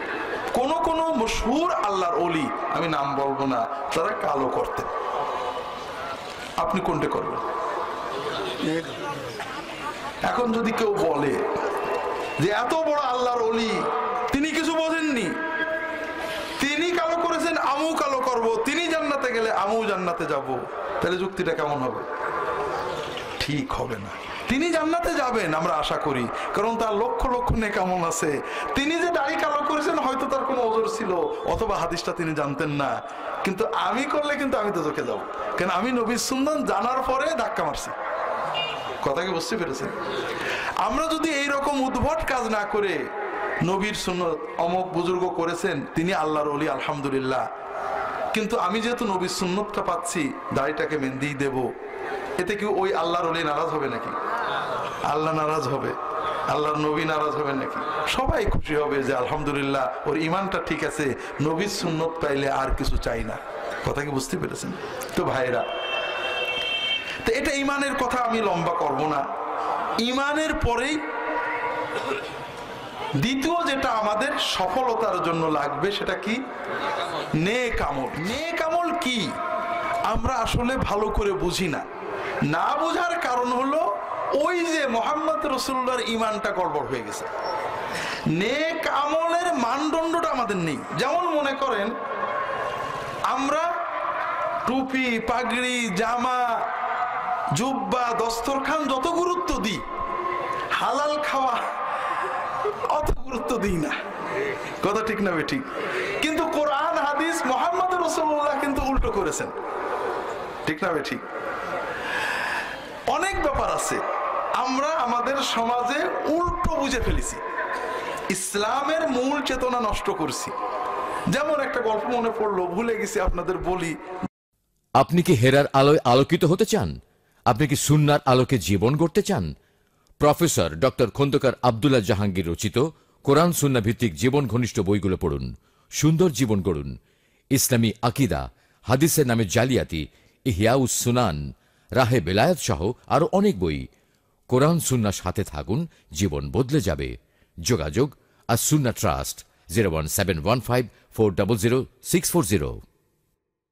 দোয়া ইউনুসের গল্প হাদিস শরীফে আসছে, যদি কেউ দোয়া ইউনুস পড়ে আল্লাহর কাছে দোয়া করে, আল্লাহ তার দোয়া কবুল করবে। এখন আমরা বিপদে পড়লে ইউনুস খতম করেন না ভাই? কে খতম করে? যে বিপদে পড়েছে সে না অন্য মানুষেরা? 40 জন কোন কোন এলাকায় নিয়ে 40 জন আলেমকে ডাকতে হবে। 40 জন আলেম এসে কি বলবে? লা ইলাহা ইল্লা আনতা সুবহানাকা ইন্নী কুনতু মিনাজ জালিমিন, মানে আল্লাহ আমি জালেম। অর্থাৎ 40 জন আলেম প্রত্যেকে বলছে আল্লাহ আমি জালেম, আল্লাহ আমি জালেম, আল্লাহ আমি জালেম। আর যার উপরে বিপদ আসছে, যার অন্যায়ের কারণে বিপদটা আসছে যার উপরে, সে কিন্তু বলছে না। তো ভাই এটা কি ইসলাম হলো নাকি? না। আপনি হুজুরের কাছে যাবেন, হুজুর কোন দোয়া পড়লে বিপদ কাটবে, হুজুর বলে দেবে দোয়া ইউনুস পড়ো, হুজুর আমার জন্য একটু দোয়া করেন, সব ঠিক আছে। আপনি শুধু দোয়া ইউনুস পড়বেন, আল্লাহর কাছে কানবেন, আল্লাহ আমি অন্যায় করেছি, এটার নাম ইসলাম। কথা কি বুঝতে পারছেন? এটা তো বিপদও কাটবে, আপনার গুনাহও মাফ হবে, আপনার অন্তরে আল্লাহর বেলায়েত এসে যাবে। এটার জন্য দরকার মডেল ঠিক রাখা। মুহাম্মদ রাসূলুল্লাহ সাল্লাল্লাহু আলাইহি ওয়াসাল্লাম ওয়াল্লাযীনা মাআহু সাহাবায়ে কেরাম। আমরা দুর্ভাগ্যবশত সমাজে উলামায়ে কেরামের দৃষ্টি আকর্ষণ করি, জানি না কতবার বলেছে কিনা, আবারও বলি ভাইরা, উম্মতের অবস্থা ভালো না। খ্রিস্টান মিশনারিরা ঘোষণা দিয়েছেন 2015 সালের ভিতরে, কতদিন বাকি আছে? 2015 সালের ভিতরে বাংলাদেশের 5 কোটি মুসলমান খ্রিস্টান হবে এবং 2040 থেকে 45-এর ভিতরে বাংলাদেশ একটা খ্রিস্টান মেজরিটি দেশ হবে। তো ভাইরা নাউজুবিল্লাহ বলছেন ইমানের কারণে, কিন্তু আমরা কি করছি? আমরা মুসলমানরা ঝগড়া করছি, দলাদলি করছি ছোট ছোট মশলা নিয়ে। আমাদের ঝিনাইদহের এলাকায়, মাগুরা এলাকায় বড় বিশাল হাই প্রোফাইল মাহফিল হয়, 40-50 লক্ষ টাকা খরচ হয়, হাজার হাজার মানুষ হয়, 6 ঘন্টা ওয়াজ হয়। পুরো ওয়াজ কেউ শুধু আহলে হাদিসের বিরুদ্ধে, কেউ শুধু জাকির নায়েকের বিরুদ্ধে, কেউ শুধু হানাফিদের বিরুদ্ধে, কেউ শুধু মিলাদের পক্ষে, কেউ শুধু মিলাদের বিরুদ্ধে ওয়াজ চলছে। এরকম আপনাদের দেশে আছে নাকি? হাজেরিন, এতে ইসলামের কোনো উপকার হচ্ছে? মানুষ ঈমান হারা হয়ে যাচ্ছে, মানুষ মহাপাপে লিপ্ত হয়ে যাচ্ছে, যুবকেরা ঈমান হারিয়ে ফেলছে, মানুষেরা শিরিক কুফরে জড়িয়ে পড়ছে, নামাজ পড়ে আবার নবীর সমালোচনা করে কাফের হয়ে যাচ্ছে। আমরা সেগুলো কিছুই দেখলাম না, আর এই ছোট ছোট ভুলগুলো নিয়ে ঝগড়া করছি। আর এই ফাঁকে খ্রিস্টান মিশনারিরা মুসলমানদের খ্রিস্টান বানাচ্ছেন। তাদের তো দোষ নেই, তাদেরটা তারা প্রচার করছেন, কিন্তু দুর্ভাগ্য আমাদেরটা আমরা করছি না। কথাকে বুঝতে পারছেন ভাইরা? তো এই জন্য ভাইরা, উম্মতের এই দুর্দিনে বড় ভয়ঙ্কর অবস্থা।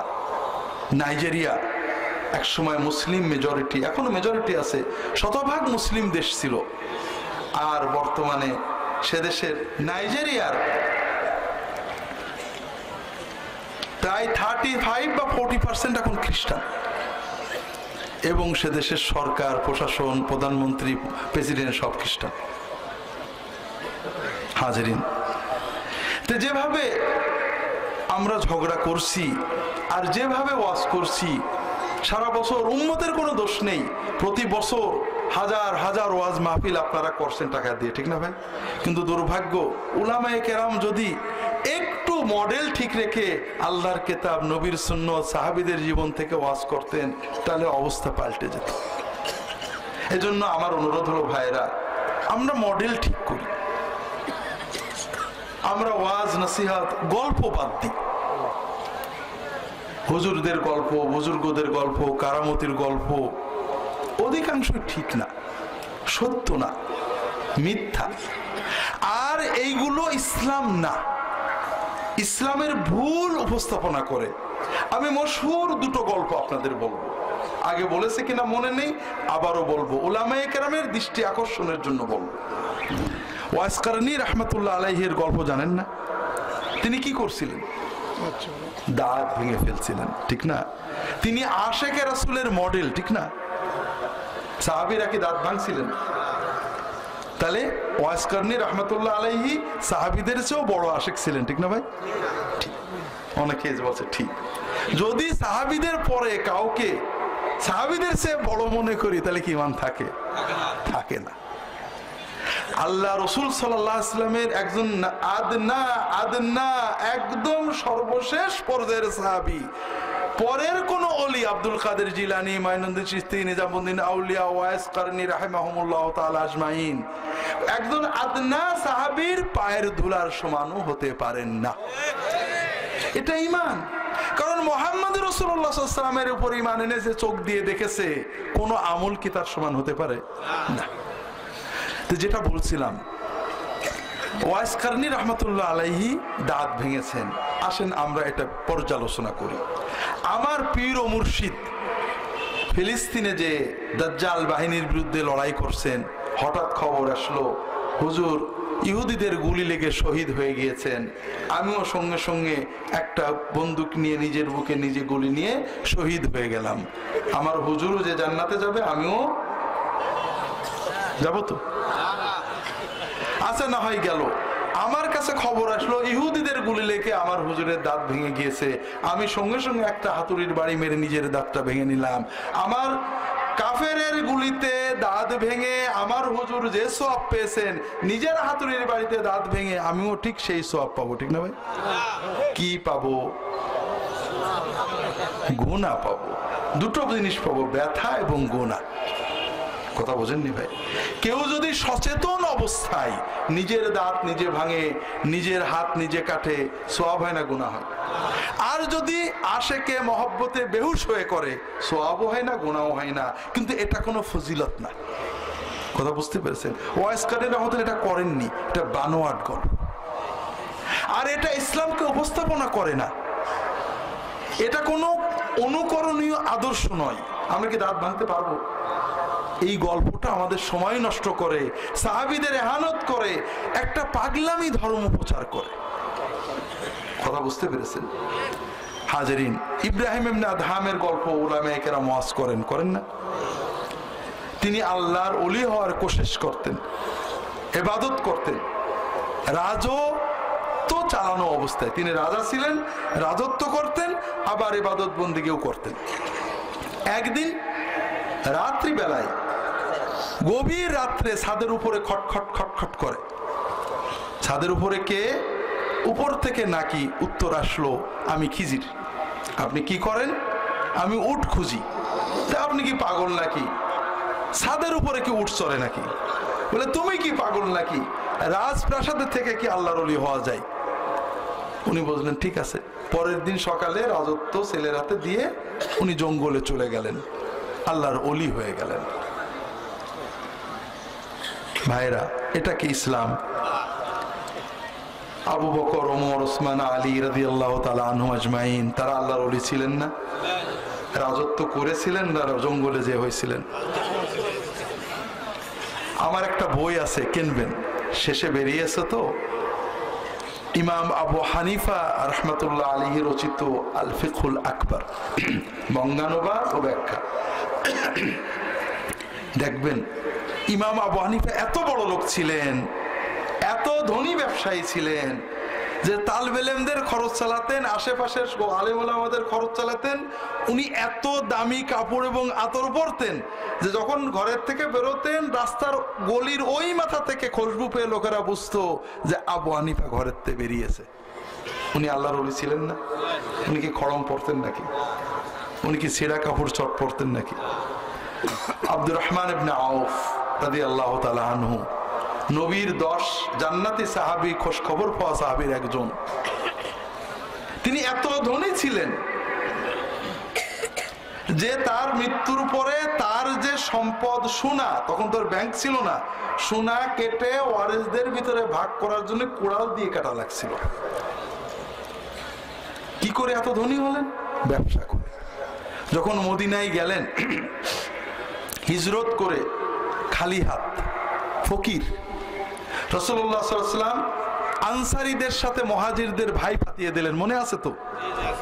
উনার ভাই উনাকে বাড়ি নিয়ে বলল যে ভাই, আপনি আমার আপন ভাইয়ের চেয়েও বড় ভাই, কারণ আপনি দ্বীনের ভাই। আমার এই যে জমি আছে অর্ধেক আপনার, বাড়ি আছে দুটো অর্ধেক আপনার, আর আমার বউ আছে দুটো, আমি একটা বউ তালাক দিয়ে দিচ্ছি, আপনি বিয়ে করে নেন। আব্দুর রহমান ইবনে আওফ বললেন যে আল্লাহ আপনার বাড়ি জমি এবং স্ত্রীর বরকত দিক, কিচ্ছু আমার লাগবে না। দুল্লুনি আলা সুকিল মদিনা, মদিনার বাজারটা কোথায় এটা শুধু আমার বলে দেন।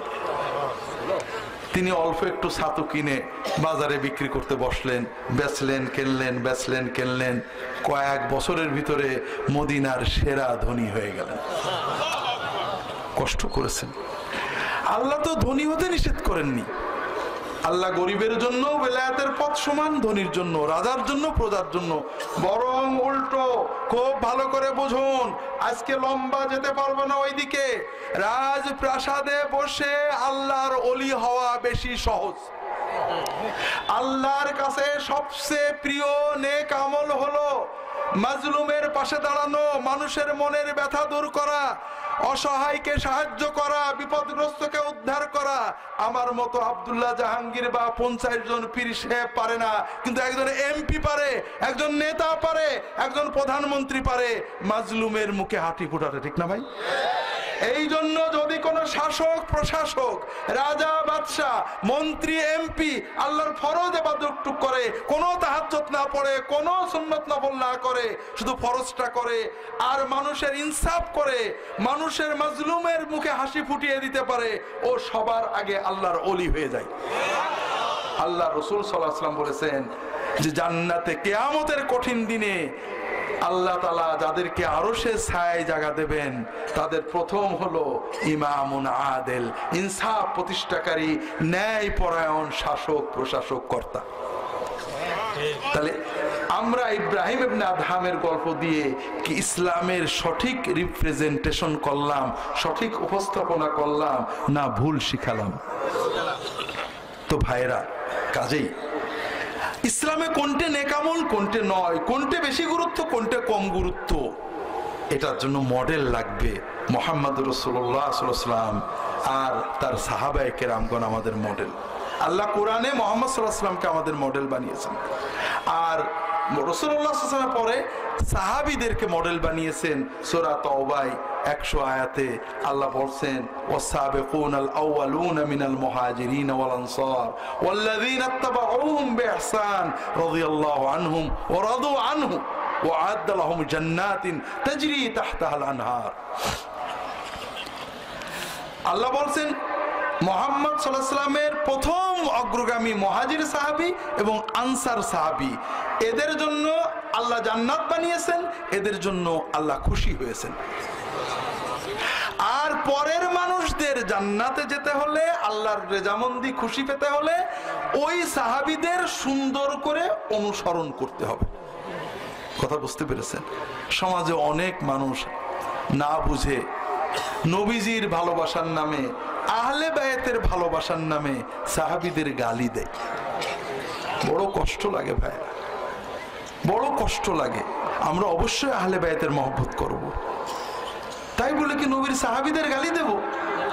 একজন বলছে যে মুহাম্মদ সাল্লাল্লাহু আলাইহি ওয়াসাল্লামের মৃত্যুর পরে ফাতেমার সাথে আবু বকরের গোলমাল হয়েছিল। ফাতেমা রাসূলুল্লাহ সাল্লাল্লাহু আলাইহি ওয়াসাল্লামের সম্পত্তি চেয়েছিলেন, আবু বকর দেননি। এই জন্য ফাতেমা বলছিলেন আমার মরার পরে যেন লাশ না দেখে। তাহলে বলেন এবার কার কথা শুনবো? আমি বলছি ভাই, যে আল্লাহর কোরআন সত্য হয় তাহলে তুমি মিথ্যাবাদী। আল্লাহর কোরআন সত্য হলে উভয়েই ভালো ছিলেন, আর তুমি জাল মিছে কথা বানাইছো। আর তোমার কথা যদি সত্য হয় তাহলে আল্লাহ, নাউজুবিল্লাহ, আল্লাহর কোরআন মিথ্যা হয়ে যায়। মুহাম্মদ সাল্লাল্লাহু আলাইহি ওয়াসাল্লামের সাথে থেকে, তার সহবতে থেকে দিন বুঝলো না, আর তুমি বেশি বুঝে গেলে। বড় কষ্ট লাগে যে কোরআন পড়ে আমি আজকে দ্বীনের দাবি করছি, সততার দাবি করছি, নবীর প্রেম দাবি করছি, নবীর পরিবারের প্রেম দাবি করছি। সেই কোরআন পড়লেন, সেই জীবন্ত কোরআনের মুখ থেকে শুনলেন, সেই নবীর সহবতে থাকলেন, তারা পেলেন না, আমি বেশি বুঝলাম। বড় কষ্ট লাগে ভাইয়েরা।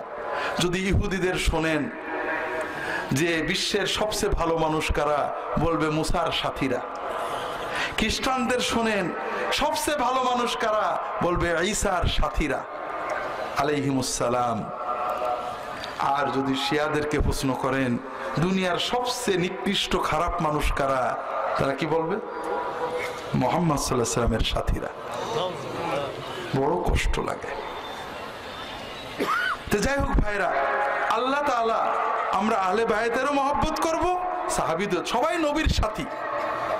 তাদের ভিতরে ভুল বুঝাবুঝি হলে, মানুষে মানুষে ভুল বুঝাবুঝি হলে, এটা মানবিক ব্যাপার।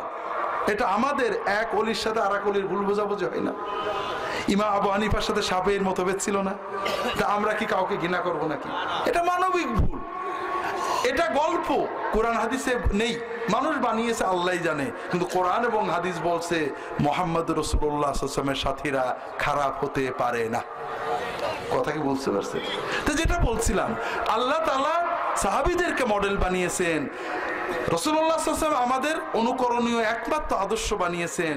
কাজেই আমরা যখন তাদের দিকে তাকাবো, তাহলে দেখবো নেক আমলের সংজ্ঞা পাল্টে যাবে। আমি লম্বা বলবো না ভাইরা, আপনারা জানেন নেক আমল কি। এজন্য আমি যেগুলো আমরা অবহেলা করি, অল্প কয়েকটার কথা শুধু বলবো। নামাজ এ অবহেলা করবেন না, কারণ নামাজ অবহেলা করলে মুসলমান থাকা যায় না। হালাল খাবেন, এটা অবহেলা করবেন না সাধ্য মতো।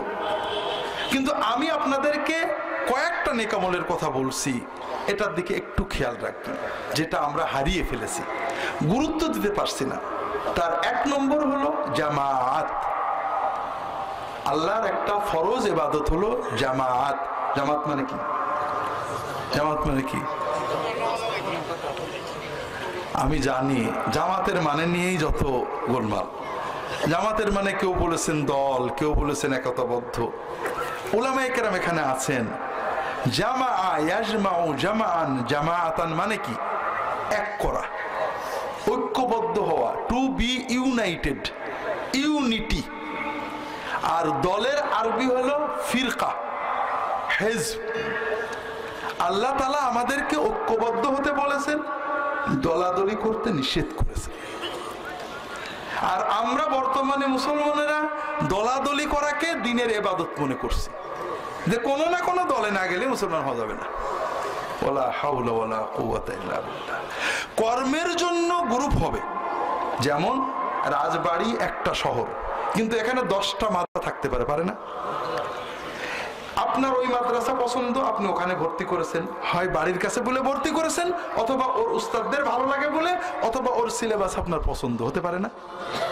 কিন্তু এক মাদ্রাসা কি বলবে ওই মাদ্রাসা আলাদা দল, আমরা আলাদা দল, বলবে নাকি?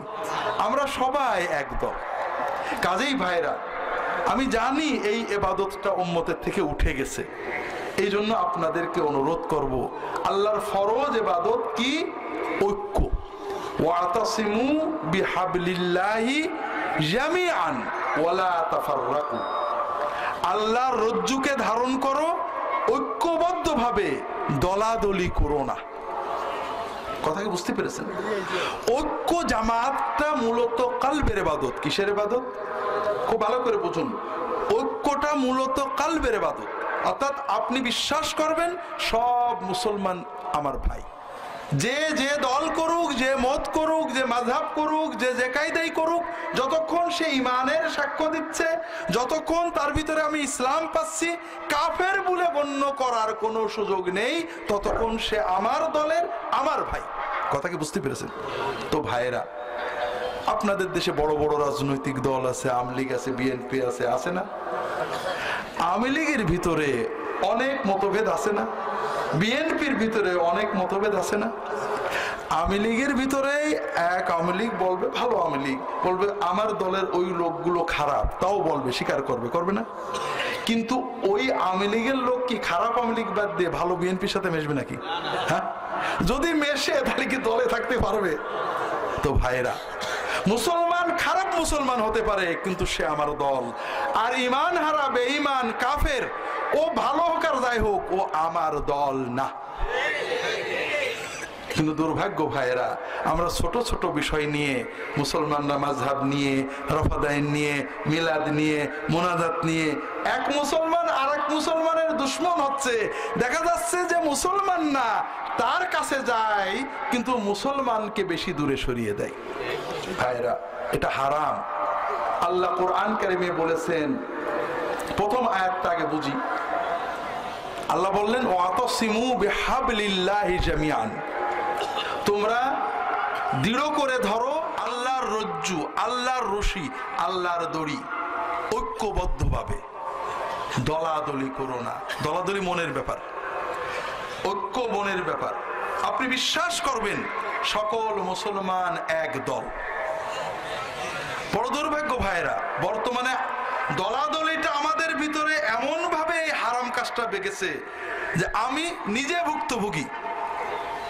আমি এক জায়গায় গেছি, একজন হয়তো আমার কথা শুনে ভালো লেগেছে, অথবা আমার ঘরে ঢুকে বই দেখে ভালো লেগেছে, আমার বিভিন্ন কথা তার পছন্দ হয়েছে। তখন সে গোপনে জানার চেষ্টা করে, আমাকে প্রশ্ন করে, অথবা আশেপাশে প্রশ্ন করে, হুজুর কি কাকরাইলে যায়, হুজুর কি ইসলামে আন্দোলন করে, হুজুর কি পীর সাহেবের মুরিদ, হুজুর কি হানাফি না আহলে হাদিস। অর্থাৎ আমার নামাজ, আমার রোজা, আমার তাকওয়া যা দেখেছে কোনটাই এখনো সে গ্রহণযোগ্য মনে করে না, যতক্ষণ না আমার দলীয় পরিচয় সে পাবে। আর এটা হারাম, এই চিন্তাটা হারাম। ইন্নাল্লাযীনা ফাররাকু দীনাহুম ওয়া কানু শিয়ান লাস্তা মিনহুম ফি শাই, যারা তাদের দ্বীনকে দল দলে ভাগ করেছে, শিয়া শিয়া হয়ে গিয়েছে, গ্রুপ গ্রুপ হয়ে গিয়েছে, তাদের সাথে আপনার কোনো সম্পর্ক নেই। আমি মুসলমানের বিচার করব তার যে আমল দেখি সেটা দিয়ে, তার দল দিয়ে নয়।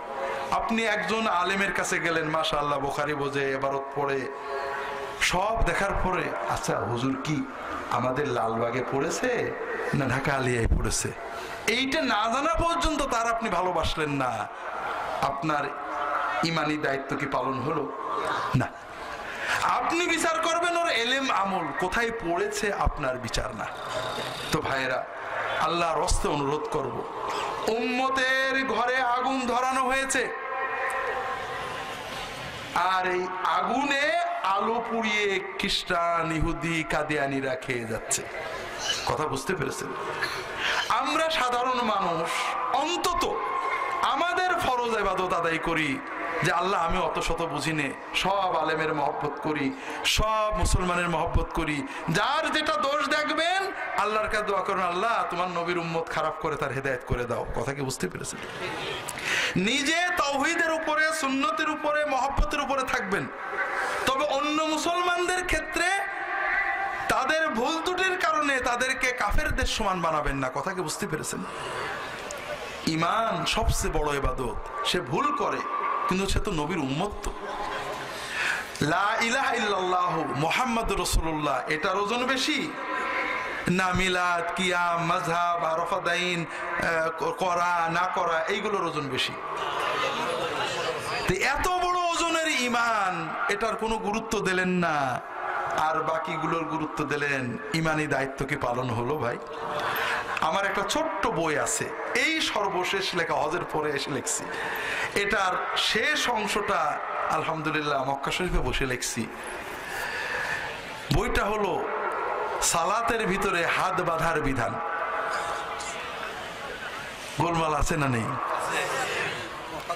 এই ব্যাপারে হাদিসগুলো আলোচনা করেছি, মসলাও লিখেছি, তবে শেষ অধ্যায়টা লিখেছি যেটা মক্কা শরীফে বসে রেখেছি আল্লাহর কাছে বড় আশা করে, যে এই যে ছোট ছোট বিষয় নিয়ে ঝগড়া আমরা করছি, আপনারা দেখবেন এটা কোনো ঝগড়ার বিষয় নয়।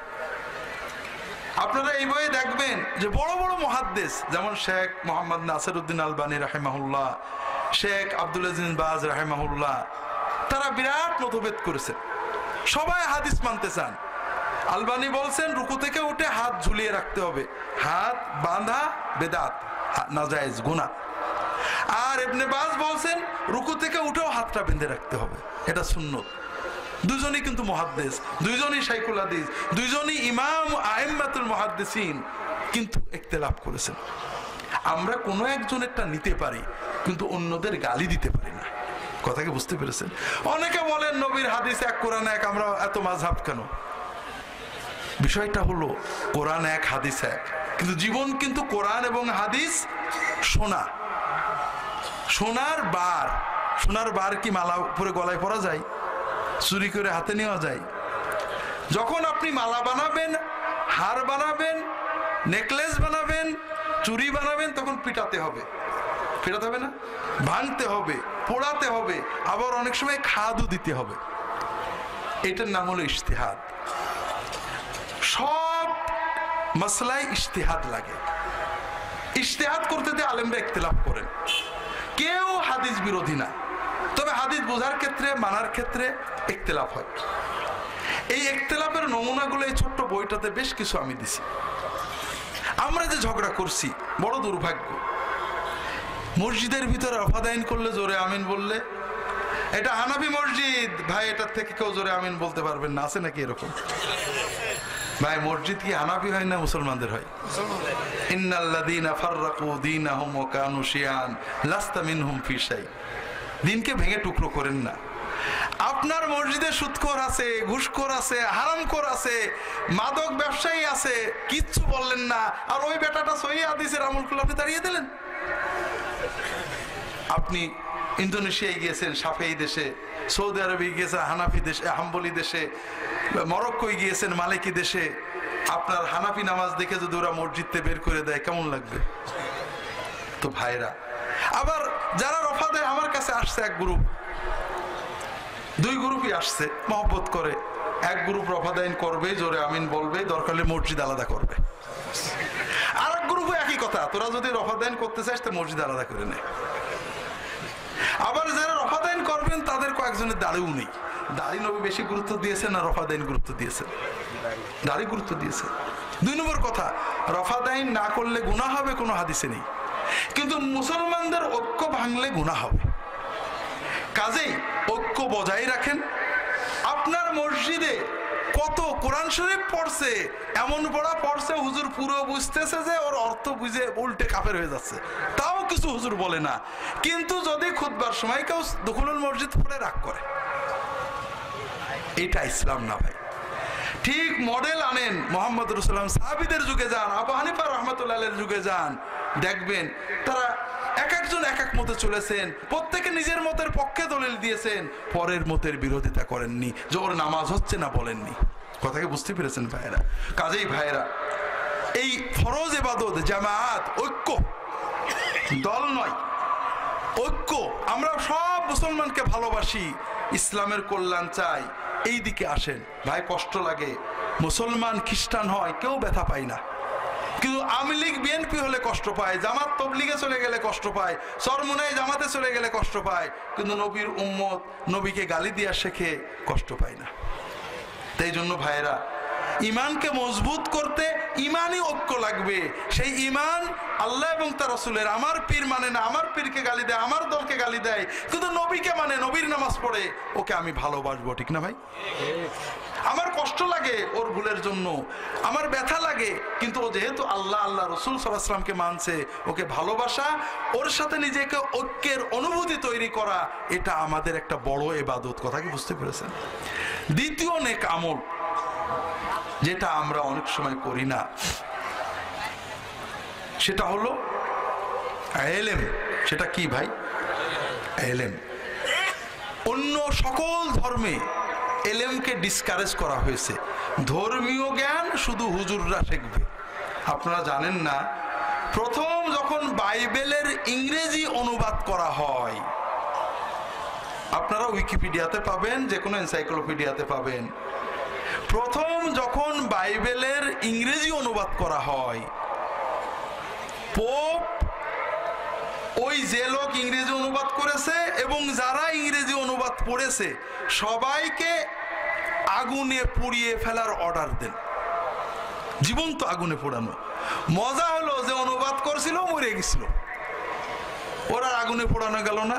প্রায় 25 বছর পরে পোপ অর্ডার দিলেন, ওর কবর খুঁড়ে লাশের যা আছে সেটাও আগুনে পোড়াতে হবে।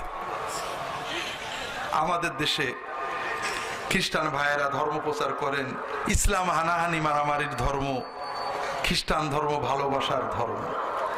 আমরাও যুবকেরা বোঝে যে তাই তো হুজুরা তো মারামারি করে, পড়ে না তো কেউ লেখাপড়া। তুমি উইকিপিডিয়াতে ইনকুইজিশন পড়বা, রিলিজিয়াস সাপ্রেশন পড়বে, ক্রিশ্চিয়ানাইজেশন পড়বে, কলম্বাস পড়ো, কি বর্বরতার সাথে ধর্মের জন্য মানুষ খুন করা হয়েছে। একটা ছোট্ট ঘটনা বলি, মনে পড়লো। জোয়ান দা আর্ক, জোয়ান অব আর্ক, তোমরা এই নাম দিয়ে JOAN, জোয়ান অব আর্ক, ARK, এটা দিয়ে তোমরা ক্লিক করলে উইকিপিডিয়াতেই পাবে। ইংল্যান্ড এবং ফ্রান্সের সাথে যুদ্ধ, ফ্রান্স হেরে যাচ্ছে। এই মেয়েটা কিশোরী, 18-19 বছরের বয়স। হঠাৎ শেখ নেতৃত্ব নিয়ে বেশ ফ্রান্স আর এগিয়ে যেতে লাগলো। এরপরে এক সময় ইংরেজদের হাতে ধরা পড়লো, জেলে চলে গেল। জেলে যে এই মেয়েটা প্যান্ট পরলো, কি পরলো, তখন পাদ্রীরা রেগে গেলেন, তো মহা ভয়ঙ্কর অন্যায় করেছে, এর বিচার হবে, ইনকুইজিশন হবে, পাদ্রীরা বিচার করবেন। তাকে ডাকা হলো, তুমি কেন প্যান্ট পরেছো? এটা তো পুরুষদের পোশাক, মেয়েদের জন্য নাজায়েজ। বলে যে দেখেন, জেলখানায় যদি মেয়েদের পোশাক পরে থাকি, জেলের কর্মীরা, জেলাররা আমাদের ধর্ষণ করে, এই জন্য প্যান্ট পরি। বলে না, তারপর তুমি প্যান্ট পরেছো, তুমি কাফের হয়ে গেছো, তোমার শাস্তি ইনকুইজিশন, জীবন্ত আগুনে পোড়াতে হবে। একটা ক্রস বানানো হলো, হাত বেঁধে পা বেঁধে আগুন ধরিয়ে দেওয়া হলো, জীবন্ত পুড়ে গেল। এরপরে পোড়া লাশটা আবার 3 বার করে পোড়ানো হলো। অপরাধ কি? কি অপরাধ? তা আমাদের হুজুররা কি এই পর্যন্ত গেছে নাকি কখনো? হাজেরিন, একটু লেখাপড়া করে দেখেন না বর্বরতা কোথায়। আমি লম্বা বলতে পারবো না। যেটা বলছিলাম যে ইসলাম হানাহানির ধর্ম না, ইসলাম ভালোবাসার ধর্ম। কিন্তু আমরা নিজেরা না বুঝে হানাহানিতে গেছি। যে ইসলাম বুঝবে সে হানাহানি করবে কেন? আজকে আমরা উলামায়ে কেরাম উম্মতের সঠিক নেতৃত্ব দিতে পারছি না, সঠিক নেতৃত্ব দিতে পারছি না। আমরা যুবকেরা, কিশোরেরা দিন জানতে পারছি না। সব ধর্মে দিন শিক্ষা করতে আপত্তি করা হয়েছে। হিন্দু ধর্মে আছে, কোন শূদ্র যদি বেদের কথা তার কানে যায়, নিজে পড়েনি, অন্যের পড়া কানে ঢুকেছে, তাকে সেই কানের ভিতরে সীসা ঢেলে দিতে হবে। বেদ পড়বেন একমাত্র ব্রাহ্মণেরা। আর ইসলামের কথা হলো, ইসলামে কোনো পুরোহিত তন্ত্র নেই, ঠাকুর তন্ত্র নেই, আল্লাহ এবং বান্দার মাঝখানে কোনো মধ্যস্থ নেই। কোরআন এবং হাদিস প্রতিটি মুসলমান পড়বে, এলেম প্রতিটি মুসলমানের জন্য ফরজে আইন। তবে ফিকহের বিস্তারিত জ্ঞান সবাই পারবে না, এজন্য আলেমদের সাহায্য নেবে। তো ভাইরা, এলেমের ইবাদতটা করেন। দুটো কথা বলবো। আল্লাহ কোরআনের প্রথম আয়াত নাজিল করেছেন কি? ইকরা, পড়ো। আর কবরে গেলে শেষ প্রশ্ন হলো পড়া। কবরে ফেরেশতারা 3টে প্রশ্ন করবে, জানেন তো? জানেন তো? মান রব্বুকা, ওমা দীনুকা, ওমান নবিয়ুকা। তোমার রবকে, তোমার দিন কি, তোমার নবীকে প্রশ্ন হবে না? যারা ফেল করবে, উত্তর দিতে পারবে না, তারা কি বলবে? হা হা লা আদরি সামিআতুন নাস ইয়াকুলুনা শাইয়ান ফাকুলতু। হায় হায়, আমি তো জানি না, লোকেরা কি যেন বলতো, আমিও শুনে শুনে বলতাম, এখন মনে হচ্ছে না। আর যে পাশ করবে তাকে ফেরেশতারা 4র্থ প্রশ্ন করবেন। মা আদরাক বিমা দারাইতা মা ইউদরিক, তুমি কি করে এই 3টে প্রশ্নের উত্তর জানলে? ওই পাশ যে করেছে সে বলবে, কারাতু কিতাবাল্লাহ ওয়া সাদ্দাকতু আয়াতিহি ওয়া ফি বা'দির রিওয়ায়াত সাদ্দাকতু রাসূলুল্লাহ। আমি আল্লাহর কিতাব পড়েছিলাম, আল্লাহর কিতাবের ভিতরে আয়াতগুলোতে যা যা লেখা আছে আছে সবগুলো আমি বুঝে বিশ্বাস করেছিলাম, আল্লাহর নবীর কথাগুলো বিশ্বাস করেছিলাম, এই জন্য আমি উত্তর দিতে পেরেছি। তাহলে প্রথম জন কি শোনাউল্লাহ না পড়াউল্লাহ? হ্যাঁ, আর পরের জন ভাই শোনাউল্লাহরা পাশ করবে কিনা ভয় আছে, কাজেই পড়াউল্লাহ হন, আল্লাহর কিতাব পড়েন, বোঝার চেষ্টা করেন। আপনি কি হেরার আলোয় আলোকিত হতে চান? আপনি কি সুন্নার আলোকে জীবন গড়তে চান? প্রফেসর ডক্টর খন্দকার আব্দুল্লাহ জাহাঙ্গীর রচিত কোরআন সুন্না ভিত্তিক জীবন ঘনিষ্ঠ বইগুলো পড়ুন, সুন্দর জীবন গড়ুন। ইসলামী আকিদা, হাদিসের নামে জালিয়াতি, ইহয়াউস সুনান, রাহে বেলায়েত সহ আরো অনেক বই। কোরআন সুন্নার সাথে থাকুন, জীবন বদলে যাবে। যোগাযোগ আর সুন্না ট্রাস্ট 01715400640। আল্লাহর নূরকে কলবে নেন, নবীর হাদিস পড়েন, পাশাপাশি আলেমদের কাছে মসলা শোনেন। কোরআন পড়তে হবে, কিন্তু শুধু কোরআন পড়ে মুফতি হওয়া যায় না। হাদিস পড়তে হবে, দুটো হাদিস পড়ে মুফতি হওয়া যায় না। তাকওয়া বাড়ানো যায়, ঈমান বাড়ানো যায়, আলেমদের সোহবত লাগবে। আমার বইয়ে বিস্তারিত পাবেন। এই এলেম তলবটা অব্যাহত রাখবেন, এটা বড় ইবাদত। কথা কি বুঝতে পারছেন? আপনি যখন এলেমের নূর কলবে যাবে, বিশেষ করে কোরআনের তর্জমা, হাদিসের তর্জমা, আপনি ভালো মন্দ বিচার করতে শিখবেন। কথা কি বুঝেছেন ভাইরা? সত্যিকার তাকওয়া তৈরি হবে। দেখবেন হুজুররা ওয়াজ করে দাড়ি আনে, পাগড়ি আনে, দস্তরখান আনে, মেহেন্দি আনে, কিন্তু বোনের হক দেয় না, সম্পত্তি দেয় না, ওজনে কম দেয়। এই তাকওয়াটা আসে না। কথা কি বুঝতে পেরেছেন? কারণ আমরা লজ্জায় ওগুলো বলতে চাই না। ও আমি জানিও বোনের হক দেয় না, বলতে লজ্জা পাই। কিন্তু কোরআন পড়ে যারা মুত্তাকি হয়, দেখবেন তাদের পোশাক আশাক হয়তো অত তাকওয়া না, কিন্তু হারাম খায় না। কোরআন সত্যিকারের তাকওয়া তৈরি করে। তৃতীয় ইবাদত ভাইরা, যেটা সবসময় আপনি আমল করার চেষ্টা করবেন, সেটা হলো আল্লাহর জিকির। সেটা কি?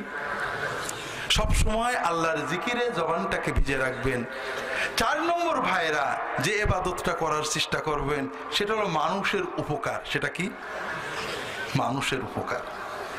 আল্লাহ রাসূল সাল্লাল্লাহু আলাইহি ওয়াসাল্লাম এটাই শিখিয়েছিলেন। মানুষের উপকার করা না, শুধু মানুষকে কষ্ট না দেওয়াটাও একটা বড় ইবাদত। একটা ছোট্ট হাদিস বলেই এরপরে আমি ওই বাকি দুটো কাজের কথা খুব সংক্ষেপে বলার চেষ্টা করব। আল্লাহ তাআলা তৌফিক দান করুন, আমিন। আল্লাহ রাসূল সাল্লাল্লাহু আলাইহি ওয়াসাল্লাম মসজিদে নববীতে বসে আছেন। কোথায়? আব্দুল্লাহ ইবনে ওমর বলছেন হাদিসটা। আব্দুল্লাহ ইবনে ওমর হলো যুবক সাহাবী। তার আব্বা ওমর রাদিয়াল্লাহু তাআলা আনহু নবীজির চেয়ে বয়স অনেক ছোট। আর আব্দুল্লাহ ইবনে ওমর যখন মদিনায় যান রাদিয়াল্লাহু তাআলা আনহু আজমাইন, তখন তার বয়স 15-16। এই 15-16 বছরের যুবক কি বলছেন? কুনতু আশারাতিন ফি মসজিদি রাসূলিল্লাহি সাল্লাল্লাহু আলাইহি ওয়াসাল্লাম। আমি মদিনার মসজিদে নববীতে বসেছিলাম 10 জনের একজন। ওই সময় মসজিদে মাত্র 10 জন মানুষ ছিল। এটা কি নামাজের সময় না অন্য সময়? নামাজের সময় কি মদিনার মসজিদে 10 জন হতো নাকি? না। তার কারণ আমাদের দেশে মসজিদে নামাজ ছাড়া বন্ধ থাকে, ঠিক না বেঠিক? আর নবীজি সাল্লাল্লাহু আলাইহি ওয়াসাল্লামের সময় মসজিদ 24 ঘন্টা খোলা থাকতো। 24 ঘন্টা ইবাদত হতো, ওয়াজ হতো, নসিহত হতো, মাসলা হতো। কথা কি বুঝতে পেরেছেন? আমরা বাংলাদেশের মুসলমান মসজিদ বানাই মাশাআল্লাহ টাইলস টুইল দিয়ে সুন্দর করে। আমাদের মসজিদগুলো দামি আর ইমামগুলো সস্তা। কথা বোঝেননি? ইমামের জন্য দুটো শর্ত আমাদের দেশে। একটা হলো সস্তা হতে হবে, আর একটা হলো মুসল্লিদের মতো চলবে। নামাজ পড়াবে, কেতাব টেতাব বুঝি না। আমরা যে কায়দা পছন্দ করি সেই কায়দা। যেমন একটা ছোট্ট মশলা দিই, যে নামাজের পরে সুন্নত থাকে, ওই নামাজের পরে আধা মিনিটের চেয়ে বেশি দোয়া করা মাকরুহ। কথা বুঝেননি? এটা হানাফি মাযহাবের সব কিতাবে আছে। কিন্তু আমাদের দেশে অনেক ইমামের ইমামতি গেছে জুমার দিনে শর্ট মোনাজাত করাতে। সবাই এত লম্বা মোনাজাত করে, আমাদের হুজুর শর্ট মোনাজাত করে। ভাই কিতাবে আছে, কোনো কিতাব দরকার নেই, আমাদের লম্বা মোনাজাত লাগবে। কথা বুঝেছেন? তাহলে ইমামের ইমামতির জন্য দুটো শর্ত। 1 নম্বর হলো ইমাম সস্তা হইতে হবে, আর 2 নম্বর হলো মসজিদ কমিটির মসলাই চলবে, কোরআন কিতাবের মসলা চলবে না। এই ইমামের পিছনে নামাজ পড়ে কি জান্নাত পাওয়া যাবে ভাই? আল্লাহর হস্তে বলছি, আপনি রাজনীতি সমাজনীতি সব রাখেন, মসজিদটার জন্য ভালো ইমাম খোঁজেন, ভালো আলেম ইমাম খোঁজেন, ইমামকে স্বাধীনতা দেন। ইমামের ভুল হলে আলেমদের দিয়ে বিচার করবেন। কথা কি বুঝতে পেরেছেন? বড় দুঃখ লাগে ভাইরা, এবারে চট্টগ্রামে মাহফিলে গেছি, ইউনিভার্সিটির প্রফেসর এক মসজিদের খতিব ইমামতি চলে গেছে একদিনের নোটিশে। কারণ আপনারা জানেন বাংলাদেশের দুই রাজনৈতিক দলের 15ই আগস্ট নিয়ে ঝগড়া আছে, একজনের জন্মদিন আর একজনের শোক দিন। তা এখন ইমাম সাহেব বোধহয় একদিন পরে 15ই আগস্ট জাতীয় শোক দিবস, আপনারা দোয়া কর ইত্যাদি বলেছেন, আর একজন চিরকুট দিয়েছে, বাইরে আগামী 15ই আগস্ট বেগম খালেদা জিয়ার জন্মদিবস, সবাই দোয়া করবেন, দোয়া চেয়েছে। এই যে চিরকুটটা পড়লেন, এজন্য ওই দিন থেকে তার চাকরি শেষ। তো ভাইরা, একদিন আল্লাহর কাছে দাঁড়াতে হবে। এই মসজিদের দায়িত্ব নিয়েছেন তো রাজনীতি করার জন্য না, আল্লাহর কাছে কিছু সওয়াব পাওয়ার জন্য, ঠিক না? আপনি তাকে বলতে পারেন সব চাকরির শোকজ আছে, ইমামের কোনো শোকজ নেই, এক কথাই নেই। এই ইমাম দিয়ে আপনি জান্নাত পাবেন না। যে ইমামকে আপনি চাকর মনে করেন, যে ইমামের প্রতি ভালোবাসা নেই, সেই ইমামের পিছনে নামাজ পড়ে জান্নাত পাবেন না। ভাইরা খুব ভালো করে বুঝেন, আমরা সমাজে ক্ষমতা আছে, মসজিদ কমিটির টাকা আছে, কিন্তু ইমামের একটা জিনিস আছে যা মসজিদ কমিটির নেই, সেটা হলো ওহির এলেম, ঠিক না? আপনি যদি ইমানদার হন, ওহির এলেমের গুরুত্ব দেন, তাহলে অবশ্যই ইমামকে স্বাধীনতা দিতে হবে। ভুল হলে বলবেন যে হুজুর এটা বলেছেন ঠিক হয়নি, অন্যান্য আলেমদের থেকে ফতোয়া নিয়ে তার ভুল সংশোধন করবেন। যেটা বলছিলাম, রাসূলুল্লাহ সাল্লাল্লাহু আলাইহি ওয়াসাল্লাম মসজিদে বসে আছেন, 10 জনের ভিতরে একজন কিন্তু কিশোর যুবক। তার কারণ কি? রাসূলুল্লাহ সাল্লাল্লাহু আলাইহি ওয়াসাল্লাম ছিলেন যুব বান্ধব, তার সব সাহাবী যুবক ছিলেন। তিনি যখন নবুয়ত পান বয়স কত? আর সাহাবীরা সবাই 12 থেকে 37 এর ভিতরে। বুড়োরা কেউ ঈমান আনেনি, কারণ বুড়োদের স্বার্থ চিন্তা আছে, স্থবিরতা আছে, সত্যকে গ্রহণ করতে অলসতা আছে। আর এত বছর করে আসছি, এতদিন চোর করছি, কি করে ছাড়ি ইত্যাদি কথা আছে। যুবকরা কিন্তু তা না, বুড়োটা স্বার্থ চিন্তা করে, এটা ঠিক, তবে এটা করলে হয়তো ওইটা চলে যাবে, সেইটা হবে, ব্যবসা কমে যাবে। আর যুবকেরা ওই স্বার্থ চিন্তা করে, ঠিক আমি আসি। কথা বুঝতে পারেননি? রাসূলুল্লাহ সাল্লাল্লাহু আলাইহি ওয়াসাল্লাম যুব বান্ধব ছিলেন। অনেক কথা আছে, একটা উদাহরণ দিই, কারণ উদাহরণটা আমার মনে আছে কয়দিন ধরে। এক যুবক কিশোর, রাসূলুল্লাহ সাল্লাল্লাহু আলাইহি ওয়াসাল্লাম সাহাবী, মসজিদে ঢুকে দেখেন ওযু করে ইমাম রুকুতে, রাসূলুল্লাহ সাল্লাল্লাহু আলাইহি ওয়াসাল্লাম রুকুতে। আমরা যখন মসজিদে ঢুকে ইমামকে রুকুতে দেখি, তখন আমরা কি করি? কি করি ভাই? দৌড় না, মসজিদে ঢুকে দেখলেন রুকুতে, কাতার ওইখানে দৌড় দেন, ঠিক না?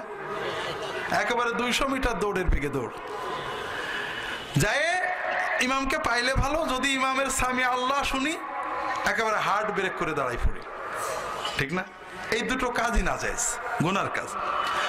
যখন মসজিদে যাবেন, আল্লাহ রাসূল সাল্লাল্লাহু আলাইহি ওয়াসাল্লাম বলছেন, ইযা উকিমাতিস সালাতু ফামশু ইলাইহা ওয়া আলাইকুমুস সাকিনাতু ওয়াল ওয়াকার। নামাজ একামত যদি হয়ে যায়, তোমরা মসজিদে যাবে, অন্তর শান্ত থাকবে, গাম্ভীর্যের সাথে হেঁটে যাবে।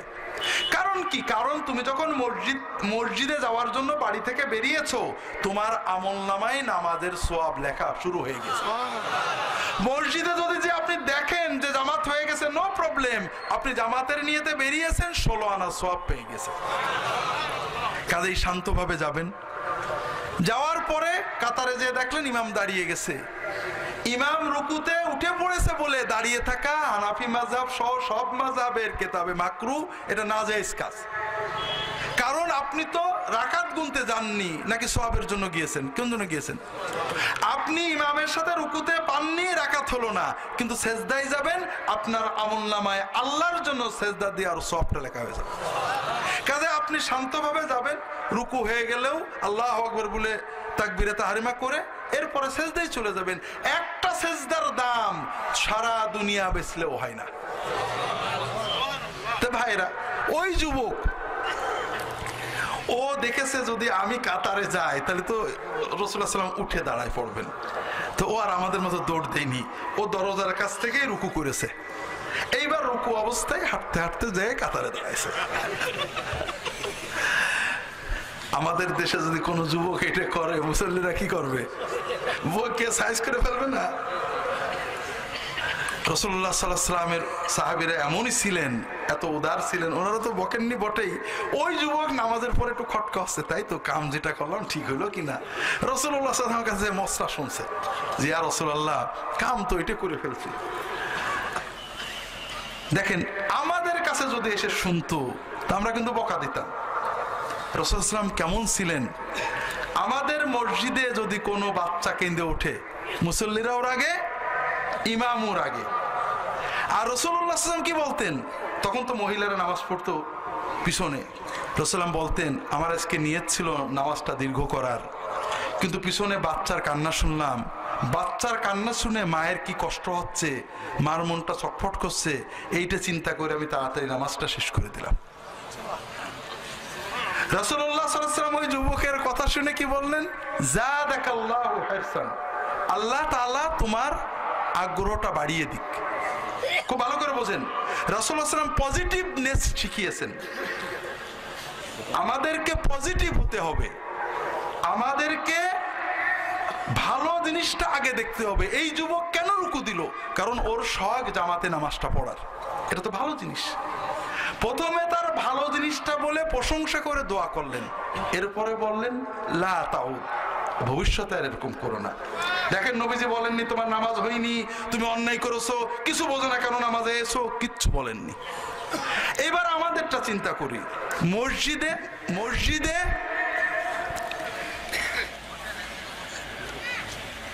একটা যুবক নামাজে গেছে, 3/4 পরা আছে, জিন্স গেঞ্জি একটা আছে, টুপি মাথায় নেই, নামাজে ঢুকেছে।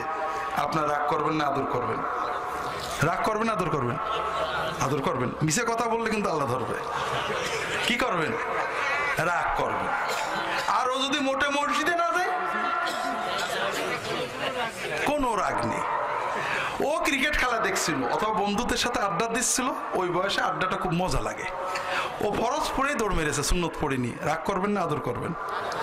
যদি মোটে মসজিদে না যেত, লা হাওলা ওয়ালা কুওয়াতা ইল্লা বিল্লাহ। সবাই সুন্নি, আহা কত সুন্নত বুঝি।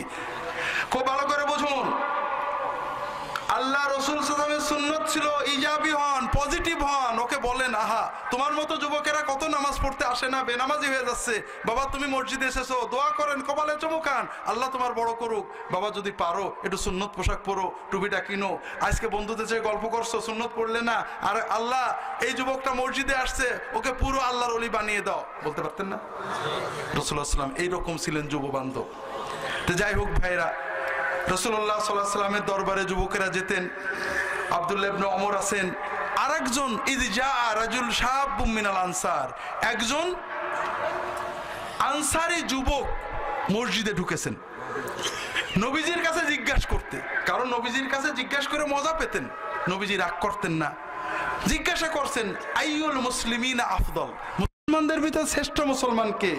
রাসূলুল্লাহ সাল্লাল্লাহু আলাইহি ওয়াসাল্লাম টুপির কথা বললেন না, পাগড়ির কথা বললেন না, তাহাজ্জুদের কথা বললেন না, কি বললেন? আহসানুহুম খুলুকান, মুসলমানদের ভিতরে যার আচরণ সুন্দর, মানুষের সাথে ভালো ব্যবহার করে, রাগ নিয়ন্ত্রণ করে, অহংকার নিয়ন্ত্রণ করে, মানুষকে শ্রদ্ধা করতে পারে, এই মানুষটাই হলো সবচেয়ে ভালো মুসলমান। কাজেই মানুষকে শ্রদ্ধা করবেন, ভালো আচরণ করবেন, সাধ্যমতো উপকার করার চেষ্টা করবেন। আল্লাহ তাআলা তৌফিক দান করুন, আমিন। সর্বশেষ যে কাজ, দুটো কাজ, একটা হলো মানুষদেরকে ভালো কথা ভালো উপদেশ দেওয়া, আর একটা হলো সবরের কথা বলা, ঠিক না ভাই? আমি এটা লম্বা করব না, শুধু একটা অনুরোধ করব ভাইয়েরা, এই যে আমরা এতগুলো মুসলমান, প্রত্যেক মুসলমান যদি প্রতিদিন একজন মানুষকে আল্লাহর দ্বীনের দাওয়াত দিই, নামাজের দাওয়াত দিই, তাহলে কি দেশে কোনো বেনামাজি থাকে? খুব ভালো করে বুঝুন, কিয়ামতের দিন যখন বেনামাজি মুসলমানদেরকে জাহান্নামে নেওয়া হবে, ওরা ধরবে যে আল্লাহ আমার পাশে আমার দোকানে হুজুর বাজার করতো, নামাজি হুজুর, কোনদিন আমাকে তো বুঝাইনি ভালো করে যে নামাজ না পড়লে জাহান্নামে যেতেই হবে। হুজুর আল্লাহ আমার একার দোষ না, হুজুরকেও নিতে হবে। কথা বোঝেননি তো ভাইরা? আজকে যদি আমরা আল্লাহর জন্য বলছি, লম্বা করতে পারছি না, আমার অনুরোধ হলো ভাইরা, দিনের ইমান যদি মজবুত করতে চান, যদি সত্যিকারের ইমানের মজা লজ্জত পেতে চান, প্রতিদিন আল্লাহর কাছে নিয়ত করেন যে আল্লাহ একজন মানুষকে অন্তত তোমার কথা বলবো। তো ভাইরা, আমরা আল্লাহর কথা বলতে গেলি কি করি? আমরা আবেগী হয়ে যাই, তাকে নিন্দা করি, এই তুই নামাজ পড়িস না কেমন মুসলমান, চল নামাজে যাই। না, এটা আল্লাহ বলেননি। আল্লাহ আদর করে বলতে বলেছেন, আপনাদের দেশে ইন্স্যুরেন্স কোম্পানির এজেন্ট আছে না? আছে না নেই? তারা আপনার কাছে এসে কোম্পানির নানা প্রশংসা করে, আপনি যখন বলে তুই বাদ দে সব সিটারি, ও কি রাগ করে? রাগ করে? ওর রাগ নেই তো করে না কে? ও জানে যে কোন রকমে আপনাকে তেলায়ে তেলায়ে যদি ওর কোম্পানিতে ঢোকাতে পারে তাহলে ও কমিশন পাবে, ঠিক না? হ্যাঁ ভাইরা, আল্লাহর সাথে বিজনেসের নিয়ত করুন, খুব ভালো করে বুঝুন। আল্লাহর সাথে সবচেয়ে ভালো বিজনেস হলো মানুষকে ভালো কথা বলা। একটা যুবক ধূমপান করছে, একটা কিশোর অন্যায় করছে, নামাজ পড়ছে না, আদর করে বলো যে বাবা নামাজটা পড়ো, বাবা এই কাজটা করো না। ও রাগ করবে। রাগ করলে আপনার লাভ না লস? সব বাড়লো না কমলো? আপনি আল্লাহর সাথে বিজনেসের নিয়ত করুন, আপনার কারণে যদি কোনো একটা মানুষ ভালো হয়, ও জীবনে যত নেক আমল করবে, ওর ওসিলায় কিয়ামত পর্যন্ত যত নেক আমল হবে সমান কমিশন, 100% কমিশন আপনার আমল নামায় জমা হবে। ওই ইন্স্যুরেন্স কোম্পানির এজেন্ট যেমন কমিশনের লোভে রাগ করে না, আপনি আল্লাহর কমিশনের লোভে রাগ করবেন না। ভাই চল, ভাই তুই গেলে আমি একটু সওয়াব পাবো, ভাই চল না কেন? রাগ করলে আবার পরদিন যান, হাতে ধরেন পায়ে ধরেন, খুব ভালো করে বুঝুন। এখনো বাংলাদেশের অধিকাংশ যুবক, অধিকাংশ মুসলমান নামাজ পড়তে বললে সরাসরি অস্বীকার করে না। আপনি রাগ করেন, এই তুই কাফের হয়ে গেছিস, নামাজ পড়িসনি। আরে মিয়া, আপনি কত মুসলমান হয়েছেন? আপনি তোকে বলেননি। কাজে আদর করে বলেন। আমি যখন আলেমে পড়ি, এই 73-74 সালের কথা বলছি, আমার প্রতিবেশী একজন কিষান রাখলেন জমি চাষ করার জন্য। আমরা তখন প্রথম নতুন নতুন হুজুর হয়েছি, তো এখন যে বলি ভাই নামাজ পড়তে হবে, ভাই নামাজ তো জানি না, দোয়া কালাম। দূর ভাই, নামাজের জন্য দোয়া কালাম লাগে নাকি? যা পারেন ওই দিয়ে পড়েন, আস্তে আস্তে শেখেন। যে ভাই আমার তো কাপড় পাক নেই। আরে মেয়ে, নামাজের জন্য কাপড় পাক লাগে নাকি? কাপড় পাক হলে ভালো, নইলে নামাজ কাপড় নামাজ হবে, আসেন না চলেন যাই। তো আরে ভাই নিয়ত যে জানি না। আরে দূর মিয়া, নিয়ত লাগে নাকি? বলবেন যে আমি আল্লাহ জোহরের নামাজ পড়ছি, তাতেই হবে। ওই লোকটা নামাজ ধরলো, আর ও মানুষের কাছে বলতে এরকম জোকের মতো হুজুর হইলে আর নামাজ না পড়ে উপায় নেই। তো ভাই জোক হন না কেন? আল্লাহর সাথে বিজনেস করবো, প্রতি মাসে অন্তত 30 জনকে আমি আল্লাহর দিনের দাওয়াত দেব। কোন দলের নয়, মতের নয়, শুধু মসজিদের দাওয়াত দেবো। ভাই নামাজটা পড়েন, কোরআন পড়েন, ছেলেকে কোরআন শেখান, হালাল খাবেন, জান্নাতে যাবেন। যদি 30 জনের ভিতরে 10 জনও আমার কারণে মুসলমান হয়, মসজিদের ভিতরে ঢোকে, আমার জন্য এটাই বড় পাওনা, ঠিক না ভাই? ভাইরা, অন্য ধর্মের মানুষেরা এসে আমাদের যুবকদেরকে দাওয়াত দিয়ে দিন হারা করছে, আর আপনি আপনার পাশের মানুষগুলোকে দিনের দাওয়াত দিলেন না। দিনের দাওয়াত দেন, বিনম্রতার সাথে দাওয়াত দেন। দাওয়াত কিভাবে দিতে হবে আমার একটা ছোট্ট বই আছে, আল্লাহর পথে দাওয়াত, কিনে নিয়ে। যে কথাটা বলছিলাম ভাইরা, আল্লাহ তাআলা দুটো জিনিস বলেছেন। একটা হলো মানুষকে হকের কথা বলতে হবে, আর একটা কি করতে হবে? কি করতে হবে? সবর করতে হবে। সবর বড় মজার জিনিস ভাইরা। ধৈর্যটা কি? একজন সাহাবী এসে রাসূলুল্লাহ সাল্লাল্লাহু আলাইহি ওয়াসাল্লামের কাছে বলছেন, ইয়া রাসূলুল্লাহ আউসিনি, ইয়া রাসূলুল্লাহ আমাকে একটা উপদেশ দেন। রাসূলুল্লাহ কি বললেন? লা তাগযাব ওয়ালাকাল জান্নাহ, তুমি রাগ করবে না, তোমার জন্য জান্নাত কনফার্ম। কথা কি বুঝতে পেরেছেন? রাগবেন না, রাগ নিয়ন্ত্রণ করেন, আপনার জন্য জান্নাত। বউয়ের পরে রাখবেন না, ছেলে মেয়ের পর রাগ হবে।